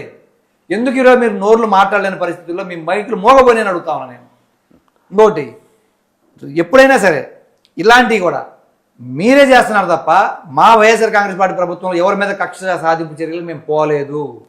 అది దేవదేవుడి విషయంలో కావచ్చు, ఇంకొకటి కావచ్చు. మీ హయాంలో 39 గుళ్ళు గోలగొట్టిన, ఎన్నో సంఘటనలు జరిగిన, ఎంతోమంది గుళ్ళో తొక్కుని చచ్చిపోయిన, సింహాచలం, తిరుపతి, ఏ గుడైనా సరే మీరు మాట్లాడుతున్నారు. మేము మాట్లాడలేదు. ఏ రోజు కూడా దేవదేవుడిని కానీ దేవాలయాల విషయంలో కానీ మేము ఎప్పుడు కూడా రాజీ పడలేదు. రాజశేఖర్ గారి టైంలో కానీ మరి జగన్మోహన్ టైంలో కానీ మీరేం మాట్లాడారు? సిబిఐ ఛార్జ్షీట్ వచ్చిన తర్వాత ఈ ఒక్క తిరుపతికి లడ్డులోనే కాదు, ఈ రాష్ట్రంలో ఉండే అన్ని దేవాలయాల ప్రసాదాలు కల్తీ అయిపోయినాయి. మీరు మాట్లాడితే మతి స్థిమితం ఉండి మాట్లాడుతున్నారా, మతి పోయి మాట్లాడుతున్నారా అని చెప్పి ఇలా ప్రజలు అడుగుతున్నారు. మేము ఊళ్ళో పోతే మీరేంటి ఈరోజు మీ పరిస్థితి ఏంటి, మీ కండిషన్ ఏంటనే ఇలా జనం మాట్లాడే పరిస్థితి వచ్చింది. కాబట్టి ఎప్పుడు కూడా మనం ఏదన్నా మిస్టేక్ చేసే ముందు కానీ లేకపోతే ఏదైనా ఆరోపణ చేసే ముందు కానీ ఒకసారి వెనక ముందు చూసుకొని ఆరోపణలు చేయడం, తప్పులు చేస్తుంటే సరిదిద్దుకోవాలి. కానీ ఎదురుల మీద తోసేయాలనుకునే ఒక ఈ దుర్మార్గమైన ఆలోచన మీకు మొదటి నుంచి ఉంది చంద్రబాబు గారికి. అది ఏమని పచ్చి అబద్ధాన్ని పచ్చి నిజంగా ప్రూవ్ చేయగలరు ఆయన. ఆయనకు ఉన్న టాలెంటు పచ్చి అబద్ధం అని తెలిసి కూడా ఇదే నిజమని జనం నమ్మించడం కానీ 4 సార్లు ముఖ్యమంత్రి అయినా ఈ ఒక్క ఆయన టాలెంట్ తోటే వాళ్ళ గ్లోబల్ ప్రచారంతో పచ్చి అబద్ధాన్ని పచ్చి నిజంగా ప్రూవ్ చేయగలిగే శక్తి ఆయనకు ఉంది. కాబట్టి ఇన్ని సంవత్సరాలు కూడా ఆయన కాలం గడుపుకొని రాగలిగాడు. నిన్న ఎన్నికల్లో వాళ్ళు గెలవడానికి కారణం కూడా అదే. మనమే వైఎస్ఆర్ కాంగ్రెస్ పార్టీ ప్రభుత్వం ఏదైతే ఆరోపణలు చేశాడో ఈ ఆరోపణలు అన్నీ ఆ దేవదేవుడు దయ వల్ల ఎన్నికల్లో మీరు చేసిన కుట్ర బయటకు వచ్చింది. భూ సర్వేలు, ల్యాండ్ రీసర్వేలో కూడా మేము చేసిన దాన్ని మీరు ఇంప్లిమెంట్ చేస్తున్నారు. ఏ విషయంలో మా అభివృద్ధిని మీ అబద్ధం చెప్పుకుంటున్నారు, ఉద్యోగాలు మేము ఇచ్చినవి మీ అని చెప్పుకుంటున్నారు. ఏదైనా సరే మీరు ఏదైతే మా మీద ఆరోపణలు చేసి మా మీద నిందలేసి మీరు మోసం చేసి ప్రజల్ని 1,25,000 కోట్ల అబద్ధపు హామీలు ఇచ్చి సంవత్సరానికి మీరు అధికారంలోకి వచ్చారో అవన్నీ మీరు ఫెయిల్ అయ్యారు. అన్నీ బయటకు వచ్చినాయి. మీరు చేసిన ఆరోపణలు అన్నీ బయటకు వచ్చారో ఆ దేవుడే మీది దుర్మార్గంగా మీరు ఎన్నికల్లో గెలిచి బయటకు వచ్చారు. కానీ మీది గెలుపు కాదు అని చెప్పి దేవుడే ప్రూవ్ చేసే పరిస్థితి వచ్చింది. సో ఇంకా టీటీడీ ఆరోపణలో మీరు హెరిటేజ్తో పాటు సంఘం డైరీ మీద కూడా అలిగేషన్ చేస్తున్నారు. దూల్పాల్ నరేంద్ర ఉన్నాడని పొలిటికల్ టార్గెట్తో చేస్తా ఉన్నారా? లేదండి అది. ఎందుకంటే వీళ్ళే ఒక్కోడు బయట పెడతా ఉన్నారు. ఎందుకంటే సంఘం డైరీకి వీళ్ళ కొన్ని లింకులు మాకు తెలియదు ఫస్ట్. యాక్చువల్గా వీళ్ళు ఎప్పుడైతే సంఘం టాపిక్ వచ్చిందో నా దగ్గర ఆధారం ఉంది. సంఘం డైరీ చైర్మన్ దూలిపాల్ నరేంద్ర గారు మీ ఎమ్మెల్యే ఎవరైతే ఆ సంస్థ చైర్మన్గా ఉన్నాడో ఆయనే స్వయంగా పోస్ట్ చేశాడు. మేము తిరుపతి తిరుమల దేవస్థానానికి నెయ్యి తయారు చేయడానికి, లడ్డు తయారు చేయడానికి మేము నెయ్యి సప్లై చేయడంలో భాగస్వాములు అయినందుకు మేము ఈ సంస్థ తరఫున చాలా గర్వంగా ఫీల్ అవుతున్నాం అని చెప్పి ఆయన పోస్ట్ పెట్టాడు. నేను సాక్ష్యం చూపిస్తా. సంఘం డైరీ, వైష్ణవి డైరీ జాయింట్ అని చెప్పి సంఘం డైరీ బోర్డు మీదే ఒకవైపు వైష్ణవి డైరీ పేరు, ఒకవైపు సంఘం డైరీ పేరు ఉంది, లారీల మీద ఉంది, ప్లాంట్లో ఉంది. అసలు సంఘం డైరీ అనేది టెండర్లో క్వాలిఫై కాలేదు, మీరు సప్లై లేదు. అయితే మీరు ఎలా సప్లై చేస్తున్నారని మీరు పోస్ట్ పెట్టారు ఒకటి. రెండోది, అసలు సంఘం డైరీలో ఉన్న మేజర్ ప్రాబ్లం ఏంటంటే సంఘం డైరీ కలెక్ట్ చేసే పాలు మొత్తం గేదె పాలు. గేదె పాలు మీరు కలెక్ట్ చేసుకొని ప్రకాశం, గుంటూరు, కృష్ణా జిల్లాల నుంచి మీకు మేజర్ సప్లై వచ్చేది, మీకు ప్రొక్యూర్ చేసేది. ఈ 3 జిల్లాల్లో ఆవుల శాతం ఎంత, గేదెల శాతం ఎంత? మీరు గేదెల పాలు సేకరించి దాంట్లో నుంచి నెయ్యి తీసి ఆ తిరుమల తిరుపతి దేవస్థానం నెయ్యి లడ్డు తయారు చేయడానికి నెయ్యి సప్లై చేస్తున్నామంటే టెండర్లో ఏ నిబంధన ఉందండి? క్లియర్గా గీ, ఇక్కడ కౌగి ఆవు నెయ్యి మాత్రమే సప్లై చేయాలి, ఆవు నెయ్యి మాత్రమే వాడాలని చెప్పి టెండర్ నిబంధనలో ఉంటే మీరు ఆవు నెయ్యి పేరు మీద గేదెల నెయ్యి ఎట్లా సప్లై చేస్తున్నారు మీరు? అసలు ఎంత దుర్మార్గం అంటే ఈరోజు మీరు చేసే తప్పులని బయట పెడుతుంది మేము కాదు, మీరు బయట పెట్టిన వాటిని మేము అర్థం చేసుకొని మీ ముందు ఉంచుతున్నాం తప్ప క్లియర్గా మీరు అర్థం ఎవరైనా ప్రకాశం ఈ 3 జిల్లాల్లో సంగం డైరీకి వచ్చే పాలు గేదె పాల ఆవు పాలు అని అర్థం చేసుకుంటే సంగం డైరీ పోస్టర్ నేను చూపిస్తా, చైర్మన్ గారు పెట్టిన పోస్టింగ్ నేను చూపిస్తా, ఆయన జెండా ఊపి ఆయన లారీ నెయ్యి ట్యాంకర్ తిరుపతికి పంపించింది నేను చూపిస్తాను, అదొక సాక్ష్యం ఉంది. మీరు వైష్ణవి డైరీతో కుమ్మక్కయ్యి ఈ ఏదైతే నాణ్యత లేని నెయ్యి కల్తీ నెయ్యి అనే మాట వాడడం తప్పు, కల్తీ నెయ్యి అనే మాట వాడడం తప్పు. నాణ్యత లేని నెయ్యిని సప్లై చేసింది మీరు వైష్ణవి డైరీ ద్వారా. ఇది ఏఆర్ డైరీ నుంచి వచ్చిన నాణ్యత లేని నెయ్యిని వైష్ణవి డైరీ ద్వారా మళ్ళీ పంపించింది మీరు, ఇక్కడ మళ్ళీ గేదెల నెయ్యి పంపిస్తుంది మీరు. ఇలా మొత్తం ఈ డైరీలు అన్నీ కూడా ఒక మాఫియాలాగా తయారయ్యి ఈరోజు వీళ్ళ వ్యాపారాల కోసం, వీళ్ళ ఆదాయాల కోసం, వీళ్ళ కంపెనీ షేర్లు పెంచుకోవడం కోసం తిరుమల తిరుపతి దేవస్థాన పవిత్రతని, దాని యొక్క నమ్మకాన్ని ఈరోజు వీళ్ళు దిగజార్చే పరిస్థితికి వీళ్ళు వచ్చారు తప్ప మేమెవ్వరం కాదు, దేవదేవుడే బయటపెట్టాడని చెప్పేదానికి ఉదాహరణలు ఇయే. థ్యాంక్ యూ సో మచ్ అన్న.